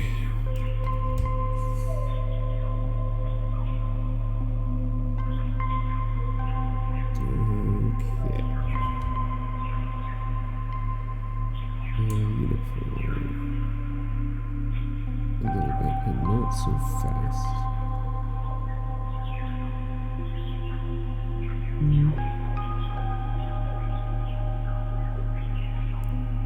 Actually, I could like it faster, just a little bit less.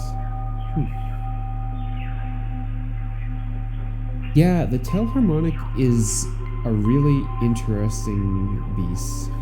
Like, so, I mean, it was made for like being able to sequence chords and like stay in key or whatever, right? But I've actually literally never used it for that ever, because I find that mode like it seems to require ultra precise sequencing and to get it to really do anything. But what I really like it for is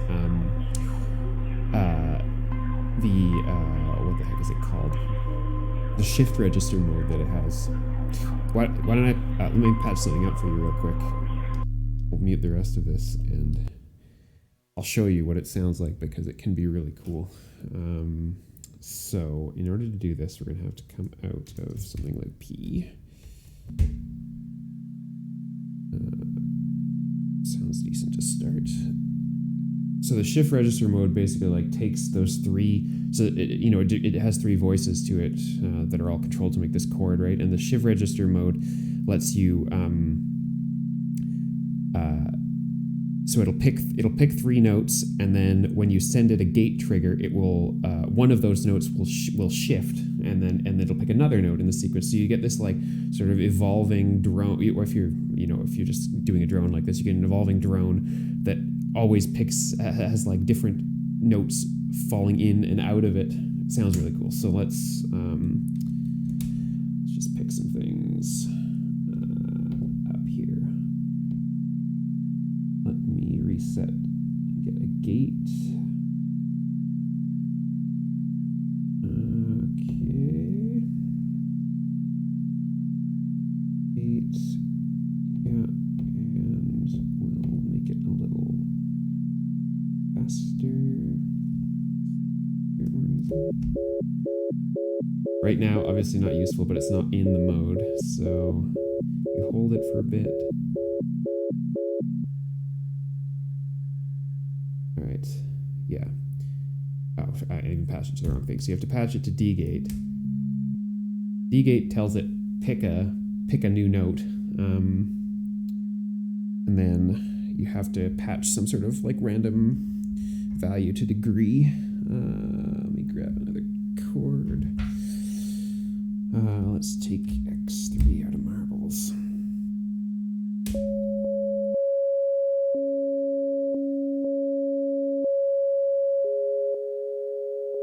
Hopefully you can hear what I mean. It's like it's in key, it's constantly shifting, and you can use I believe interval. I've got the manual here. Hang on. I'll double check for you.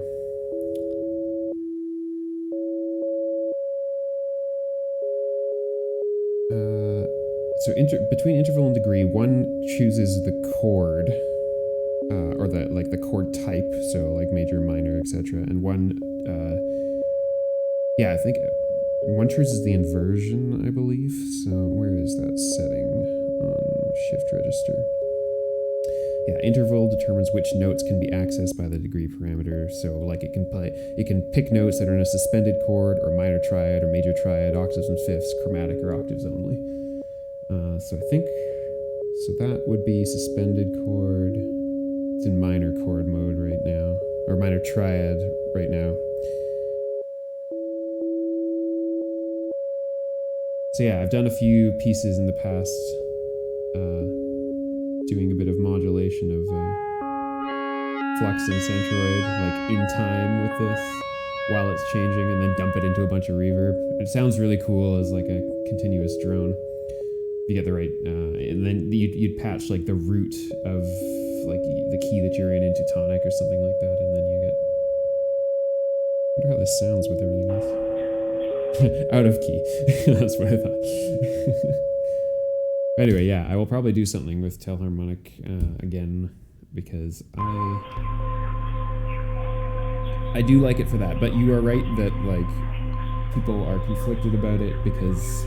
And I've debated getting rid of it on multiple occasions, because that's really all I use it for. And like, I mean, I have Shifty here. I could just use that if I really wanted to do like an analog shift register. I guess I would just need more oscillators to do it. But yeah, as with most make noise stuff, it's like if you don't have the manual on hand, you're gonna be wondering what the hell's going on. Alright, so I wanted to see about this drone again and making it a little more.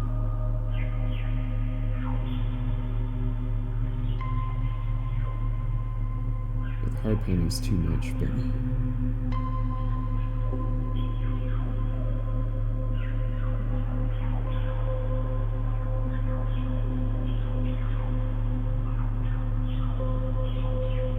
I wish that I could.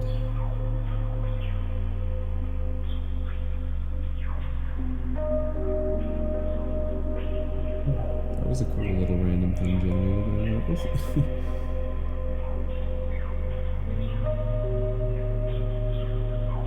I just want this to have more oomph. It needs a bass boost.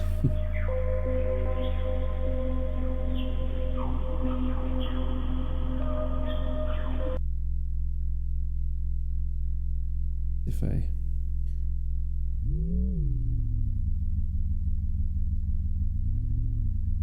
them all. It's actually kind of interesting sound too. Yeah.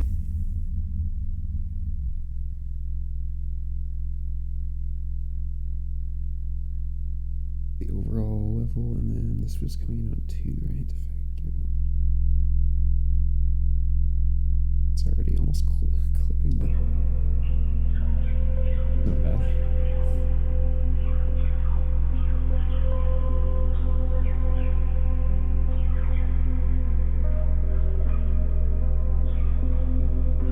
Yeah,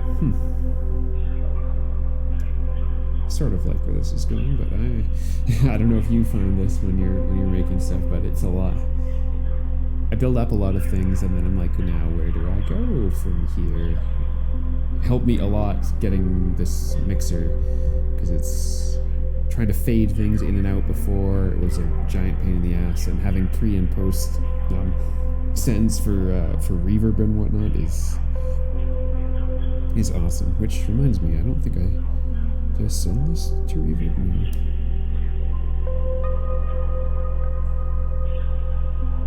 Yeah, that's even better than it was before, actually. Let's stack 2 reverbs, why not?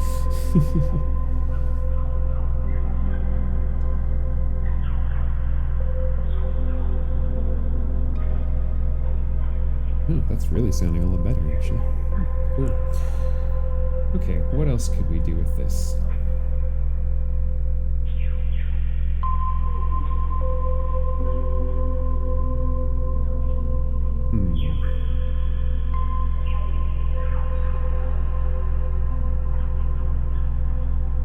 I've never heard of the Verbo scan pan. I'll have to look that up.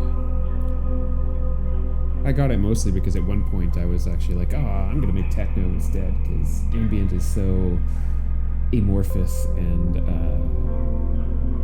my personality type is very much like I like things to fit in a box, and so. But then when I tried making techno, I realized that it's nice to have rules and whatnot, but that also kind of stifles you to a degree, because you can't.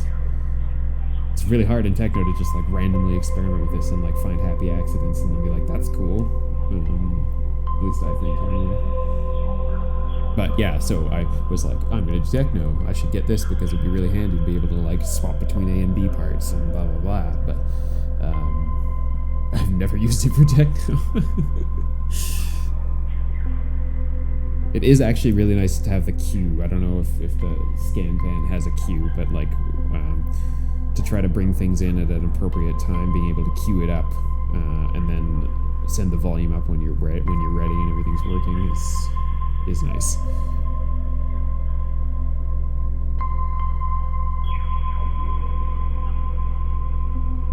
I guess you could do it with other modules to some degree, if you could route everything through another module and then onto your mixer, but yeah. Actually, the next thing that I'm really excited to see is the Tete for Tetrapod. Have you heard about that?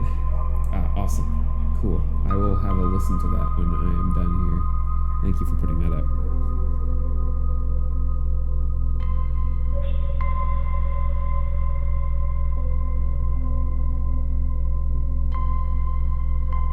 It's so Tetrapod is already like this pressure sensitive controller that has a whole bunch of, so like you can for instance get it to store a bunch of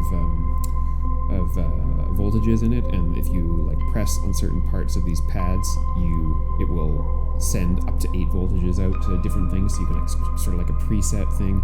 But it can also like have LFOs, or it can be a keyboard, or it can be like 100 other things. And I guess the Tete is supposed to be like an expander that goes on Tetrapod that lets you sequence changes between all these things. So like I can have 8 sets of voltages that I then sequence, like go from set 1 to set 4 to set 12 or set 8 or whatever. So it's going to be interesting to see, because I like the idea of sort of being able to move between presets here, so that I could have like, you know, even in this patch, I could have, you know, interestingly, I'm missing some sounds I was getting before. Position squeakiness is not happening. It's weird. Anyway, it would be interesting to be able to have different presets for all these things, and then you can also make it fade between them, which is really cool. So like you can go from one setting on clouds and rings, and then fade into an entirely separate setting, and then sequence it. So that'd be neat. But that's, you know how it is with modular manufacturers. They're like, yeah, this is coming out soon, and soon was said 3 months ago, and yeah.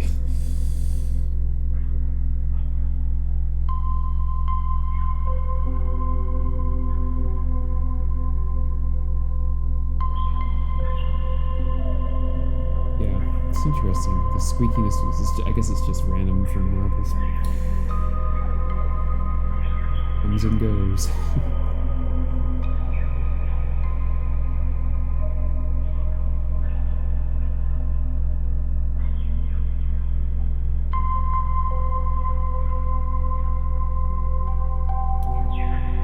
By the way, are all my audio levels pretty decent? The last stream I did, it was all not working, and it was hard to hear me and stuff like that, but I think I fixed it.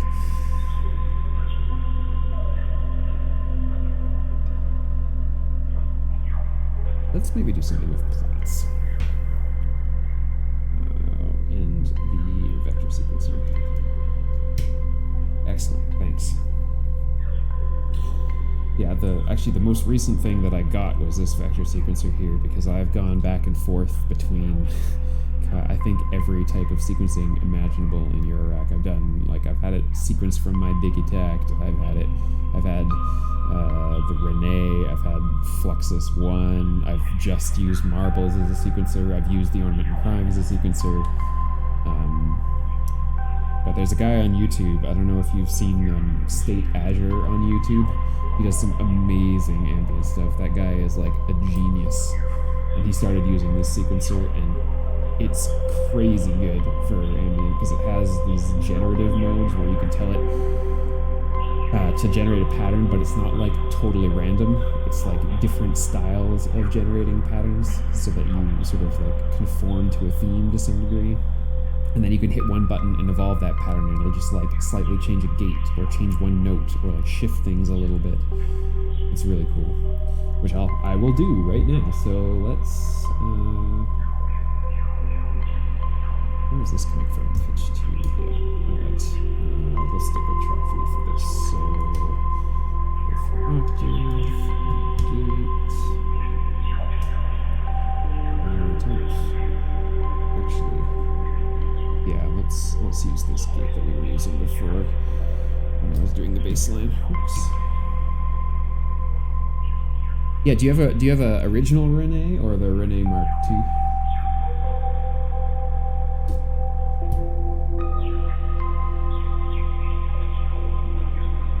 Nice. Yeah, I looked at a bunch of demo videos of that, and it seemed like it's super unique from a sequencing perspective, right? Like it being able to like move in 3 dimensions or whatever.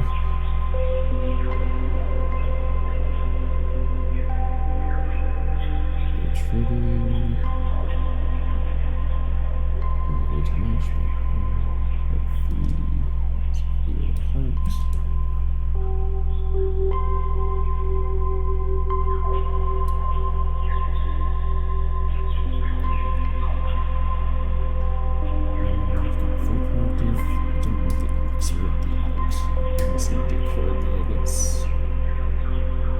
ever done anything with the vocoder or the vocal, whatever it is mode that's on here. Let's try that. So let's just, so this is what you can, so I can just, so if you go into control in here, yeah, you can choose from all these different styles of generating patterns. Some of them are a little like techno-y acid focused, like the ACD acid one, but oh yeah? I didn't, I always thought that it was kind of like, I don't know, I guess a bit overkill for like just like an 8-step pitch and gate sequence, but I guess everything's got to start from that, right?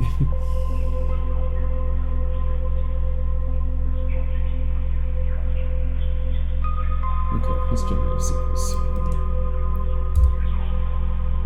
And we're coming into channel 1 now.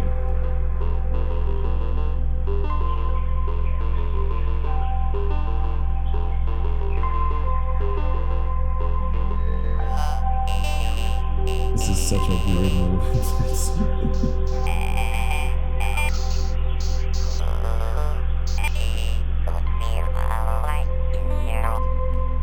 Yeah. 3 channels of 16 sequences. Yeah.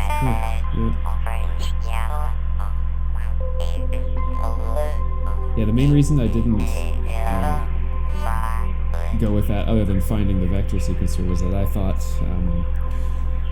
I'd heard that there were some weird issues with those touch-sensitive ones that make noise that brought out, like shorting out in some cases. Well, not shorting out, but like not picking up your fingers if they're like too dry or too wet or whatever else. It sort of wasn't sure about. I feel like something in this sent through some reverb. Could be interesting.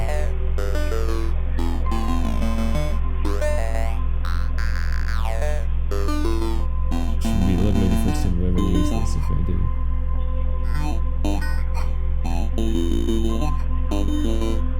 Okay, let's try. The out.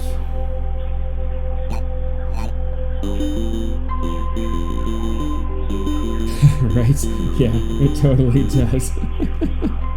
I'd forgotten about that crazy pedal. Let's put it in Rainmaker and see what we can get out of it.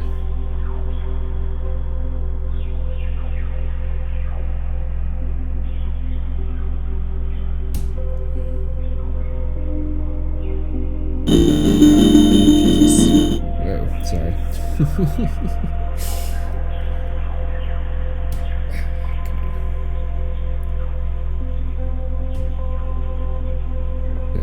Let's pick something that's not that preset, because, Jesus.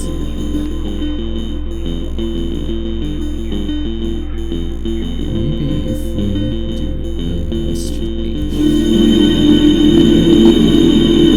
Much reverb. Sorry.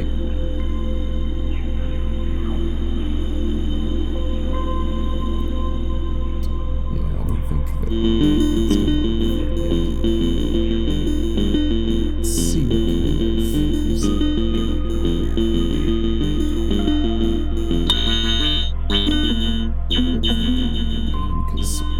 can go crazy.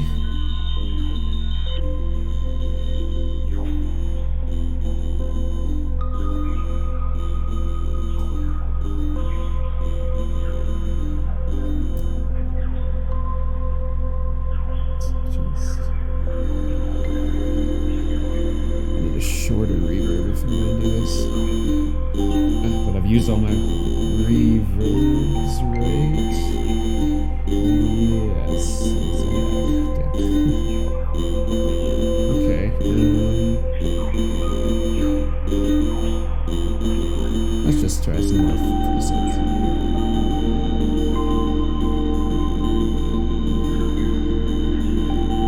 I really need to turn the gain down.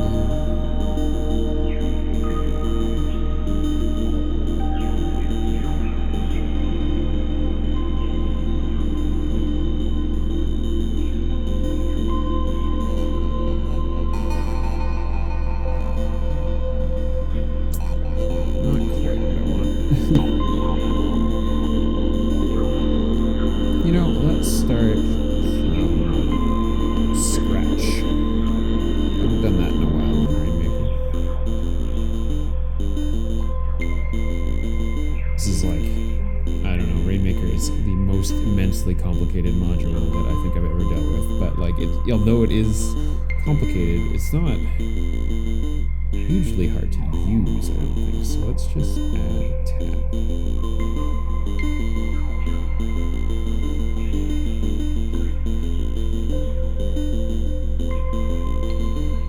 Sort of what I'm looking for now. If we back into edit mode, reverse.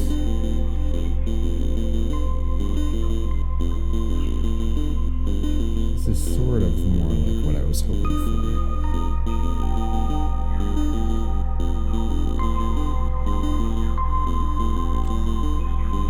Let's add another tab. Let's do course setting on that one.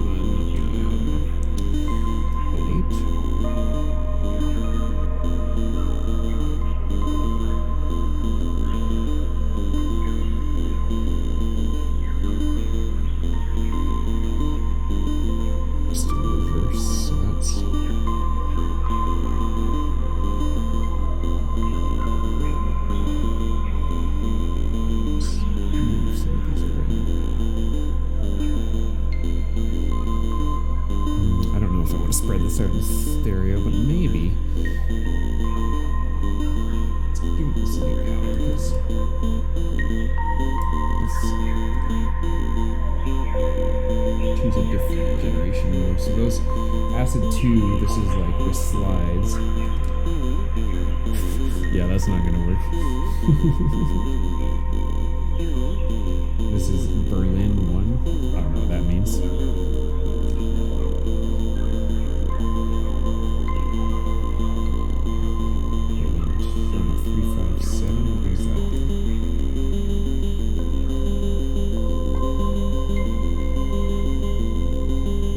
Here's the really weird generation. It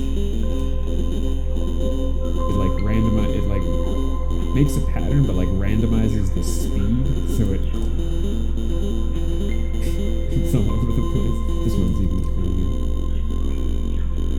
Sounds like a motorcycle.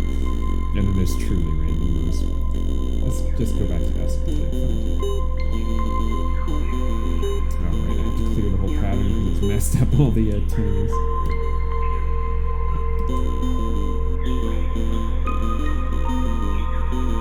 Let's maybe add some chance. This sequencer also has a whole lot of chance operations on it, so you can, for each individual step, you can like give it a chance to like be muted, skip forward,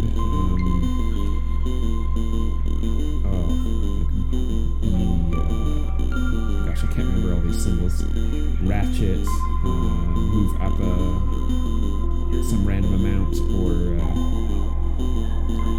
down a random amount. I don't remember what half of these are, but let's just try random, maybe random skip. So you set the type of random, you set the probability, type of probability, and then how often it triggers. Is it on every bar? Is it, why is there a third? This must just be divisions. So let's see what that did.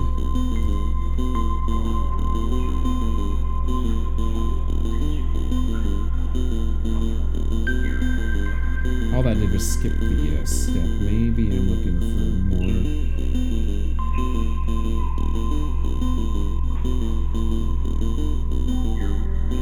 Move forward sequencing. I gotta pull up the manual again.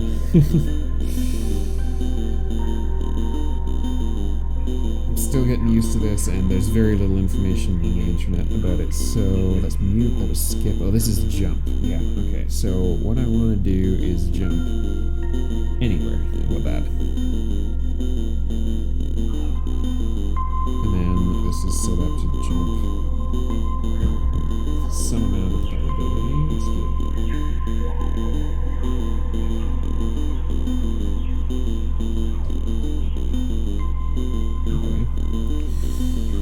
The other thing I was gonna do was dump an LFO into the morph because it, like, starts talking. Let's grab one out of Pam's workouts.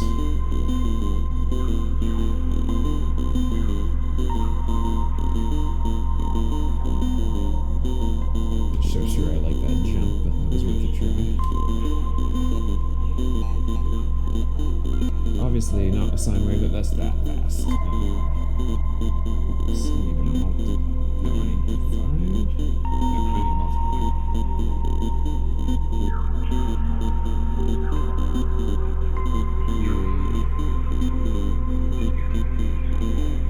Oh shoot, I'm in the output. That would do it. There we go.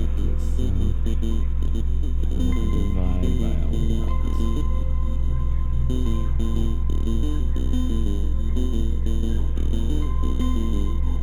Started this game and get all the way positive.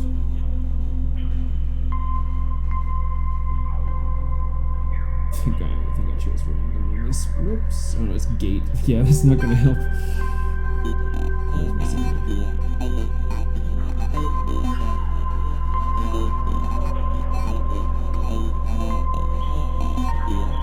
Interesting.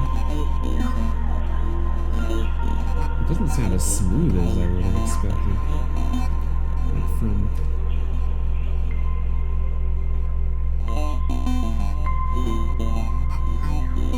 I think that harmonics is how you choose like the voice that it's using or something like that. Is that right? Where is it? I have that on here too. Let's go back to Plaits. Final speech synthesis. Right, species is that. This is the formants, right?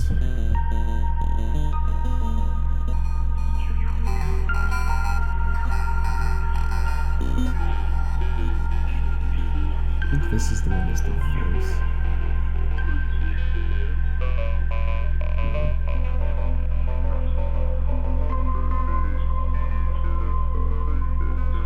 Well, let's try this. Let's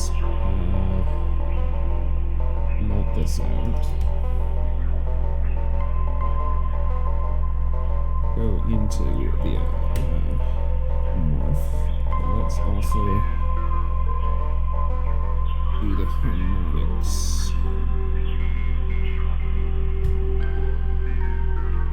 Maybe an inverted version of the harmonics? Plus minus. So fully invert that. Need a little chord.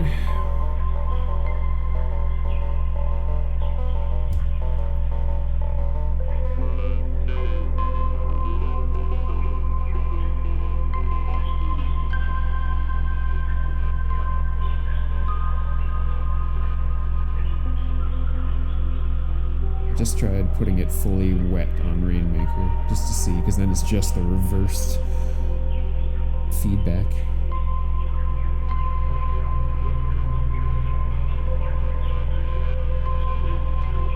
I think I like that better actually. Well, thanks for sticking around this long, by the way. It's nice to have someone listening. And hopefully it's interesting too. If there's anything that you want me to do, by the way, feel free, make a suggestion, because this is all about experimenting and seeing what the hell we come up with. And probably making some terrible stuff, but probably also making some cool stuff.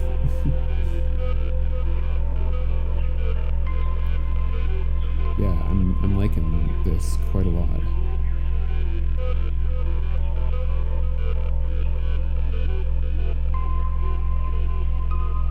What about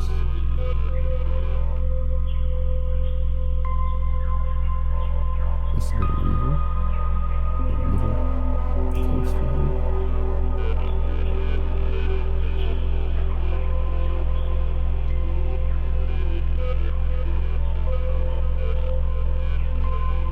Oops, sorry.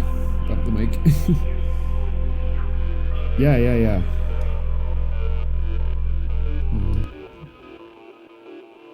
There, now we got just this.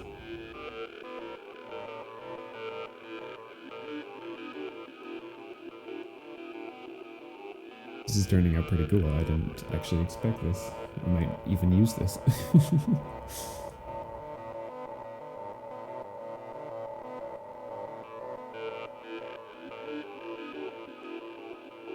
Much more reverb.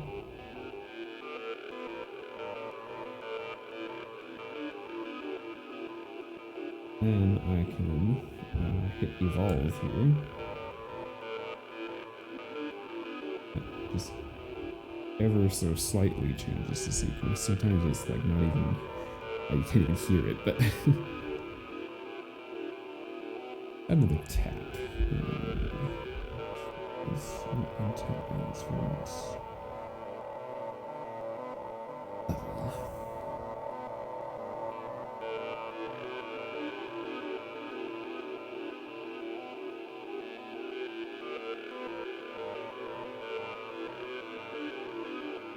Wow, this is way cooler than I expected it to be.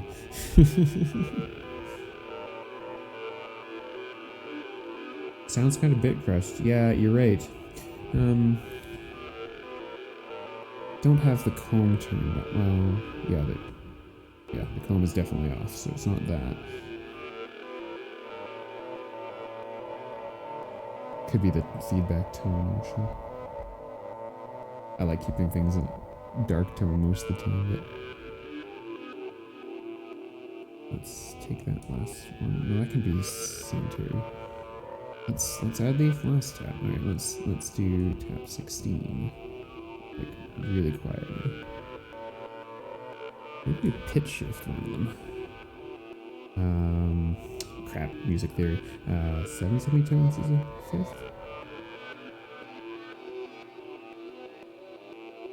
Now, what about lower?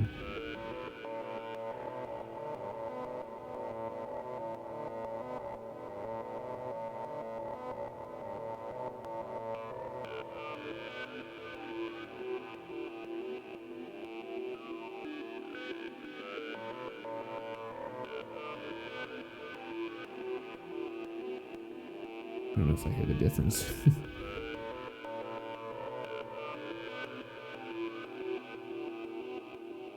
Oh yeah, the voice itself, yeah. Yeah, you're probably right. I don't know where they recorded all this stuff from, but I get the impression that some of it is like like equivalent to the Microsoft Sam voice or something like that, like a built-in default from some old computer. Yeah, I don't think that I could consider that, or I would think that I was actually making ambient if I didn't have all these effect modules, because like, I mean, put this on dry, and then turn off the, like that's all it sounds like, right?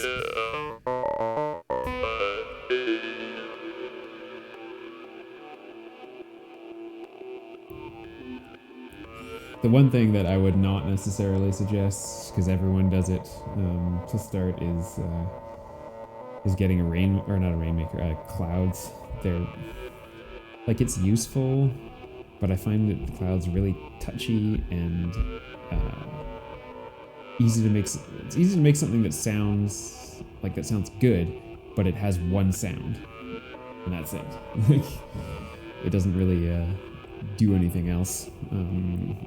To a lot of degree, like the reverb sounds nice, and then a lot of the alternate modes on it with the Parasites firmware are just like I did one tutorial video actually using the resonate, or the spectral madness mode or whatever that was on it, and like I managed during that one take of the tutorial video to make a really cool sound out of it, but I couldn't duplicate it again, and no one else who did the tutorial could duplicate that sound either, so it was like, oh, great, thanks for that. And you'd expect, like, I get modular, you know, if you don't patch things up in the same way, it doesn't work, but you'd expect if you leave all the knobs in the same position, and it's in the same mode, and blah, blah, blah, it should just work. Anyway, I'm really happy with this. I wonder, can we shift one of these? No. Not that first one, because it's too direct.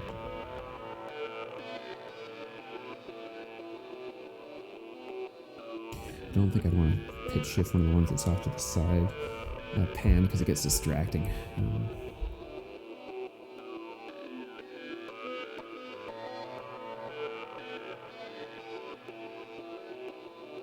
That's cool.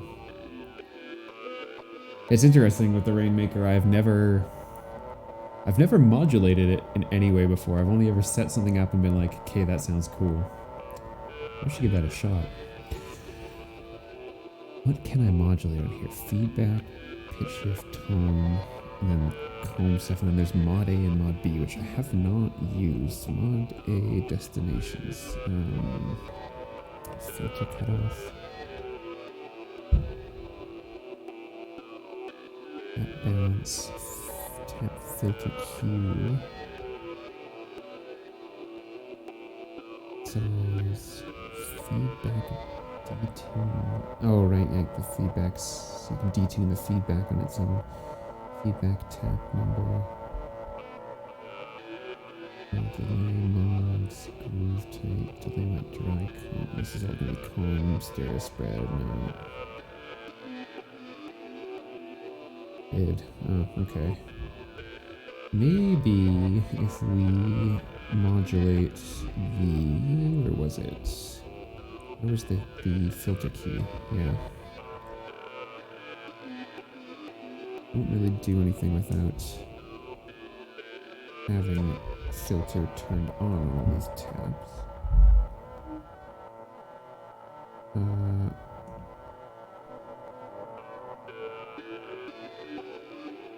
Just try this.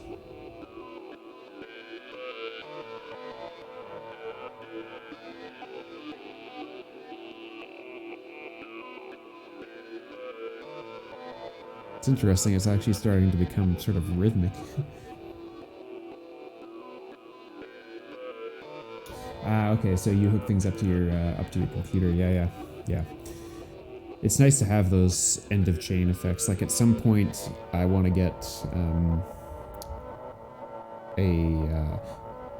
this mixer has like a final send and return, so you can put master effects in it. I'm thinking about maybe getting a compressor or maybe like a final filter or something like that. I'm not sure. Maybe even just plug it through Reverb. I don't know. Sometimes it's nice to send everything into Reverb. I used to record and do a lot of stuff on my computer too, but that's what I do for my day job, so I fell out of love rapidly of doing stuff on the computer for the most part. But like when I record stuff for real, I'll usually do some amount of like minor, if you want to call it, mastering on it. Yeah, if you my YouTube channel is in the stream information. I don't do stuff on like SoundCloud or anything like that, but I do YouTube videos for everything. So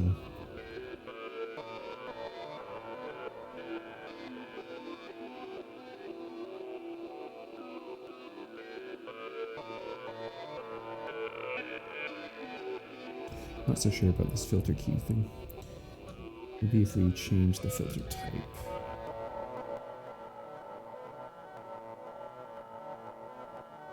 Doesn't actually seem to be inferencing it, which is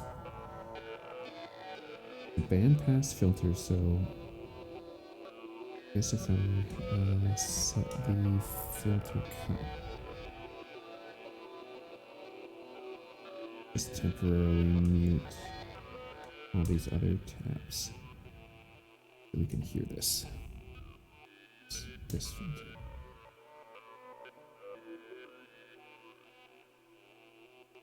Supposed to be a bandpass filter.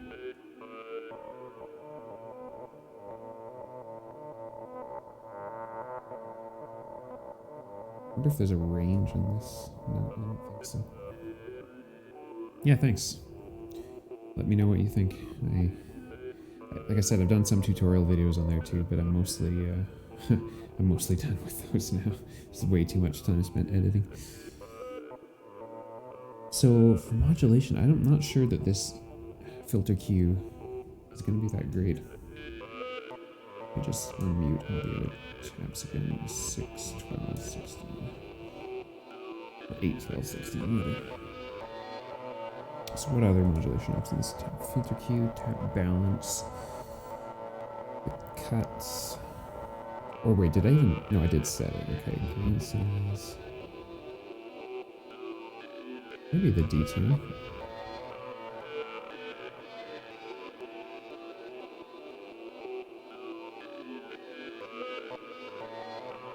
I don't know that that's really doing much.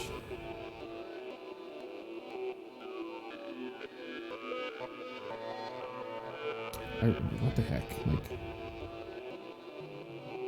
okay, now it definitely is influencing things. Just don't think I have that much delay feedback. That's probably all that is.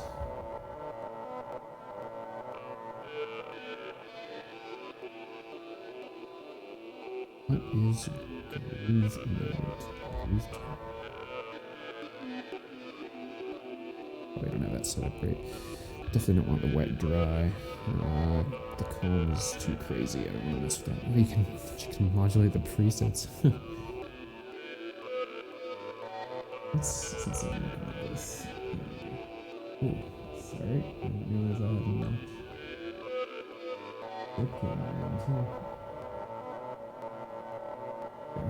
Let's see the Rainmaker a little better.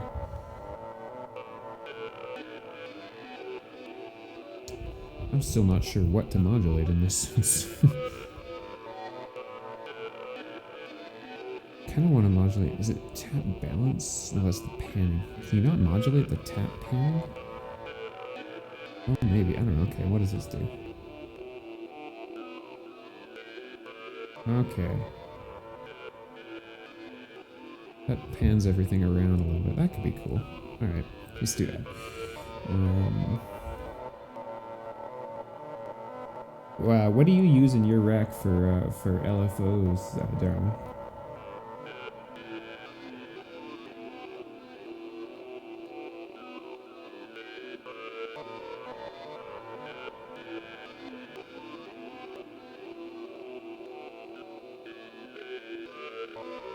Oh, Jesus, good on it. Alright, I'm gonna try modulating this, and then I may have to go. Much more interested in doing this with someone else around to talk to, so thanks again. Alright, just using Pam's new workout here, I'm just gonna make a quick LFO.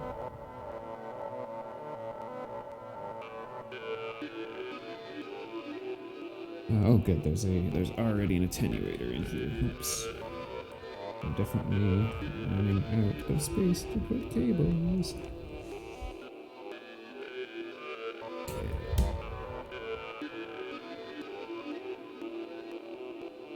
Just turn this all the way up and see. It's too much now.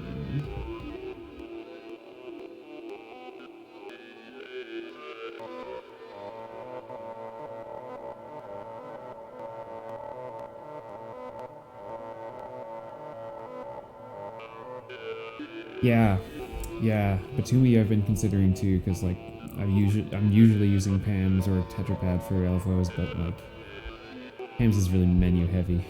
Right? Consider the tides too, just because that looks interesting. Especially the fact that you can also like apparently you can run tides to be like a VCO and generate chords, which is I mean I guess a bit overkill for my rack, but yeah. Yeah, I heard about the Quadrax, but I haven't really looked into it that much.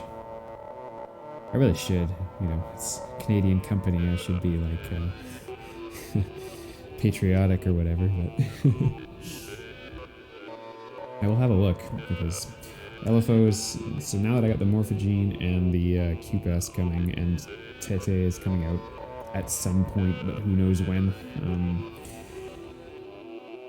yeah, a better solution for LFOs is probably something I need. Alright, how does this sound with some of the stuff we did previously?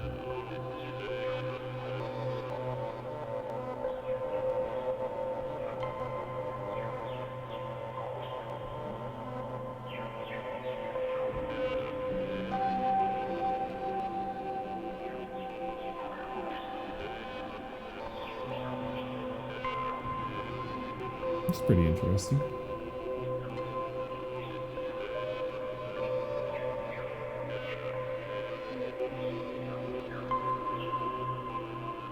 starting to feel like space to me. That's what this song says. I guess I can unpatch some stuff. I didn't use this.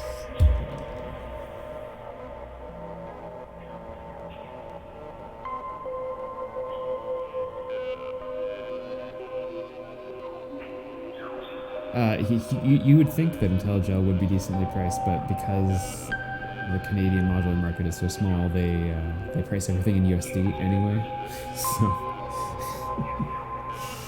So you get hit by the exchange rate regardless. But at least when you order direct from them, you're not paying duties or anything like that. I go out to where their actually like their headquarters is in that area relatively frequently, so at some point I've got to wander in and buy a module from them. But the problem is when you do that, when you buy it from them locally, you have to pay extra sales tax on top of everything else, more than I pay in the province that I'm currently in. So yeah.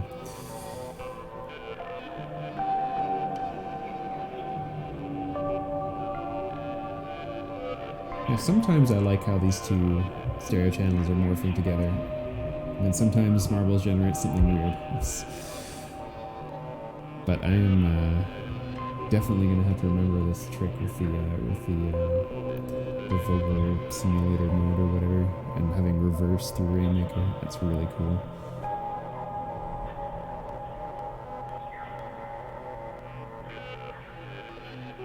Alright, I think I'm going to have to get going here, because this stream has lasted much longer than I thought it would, so that's good. But thanks for hanging out with me. I really appreciate it.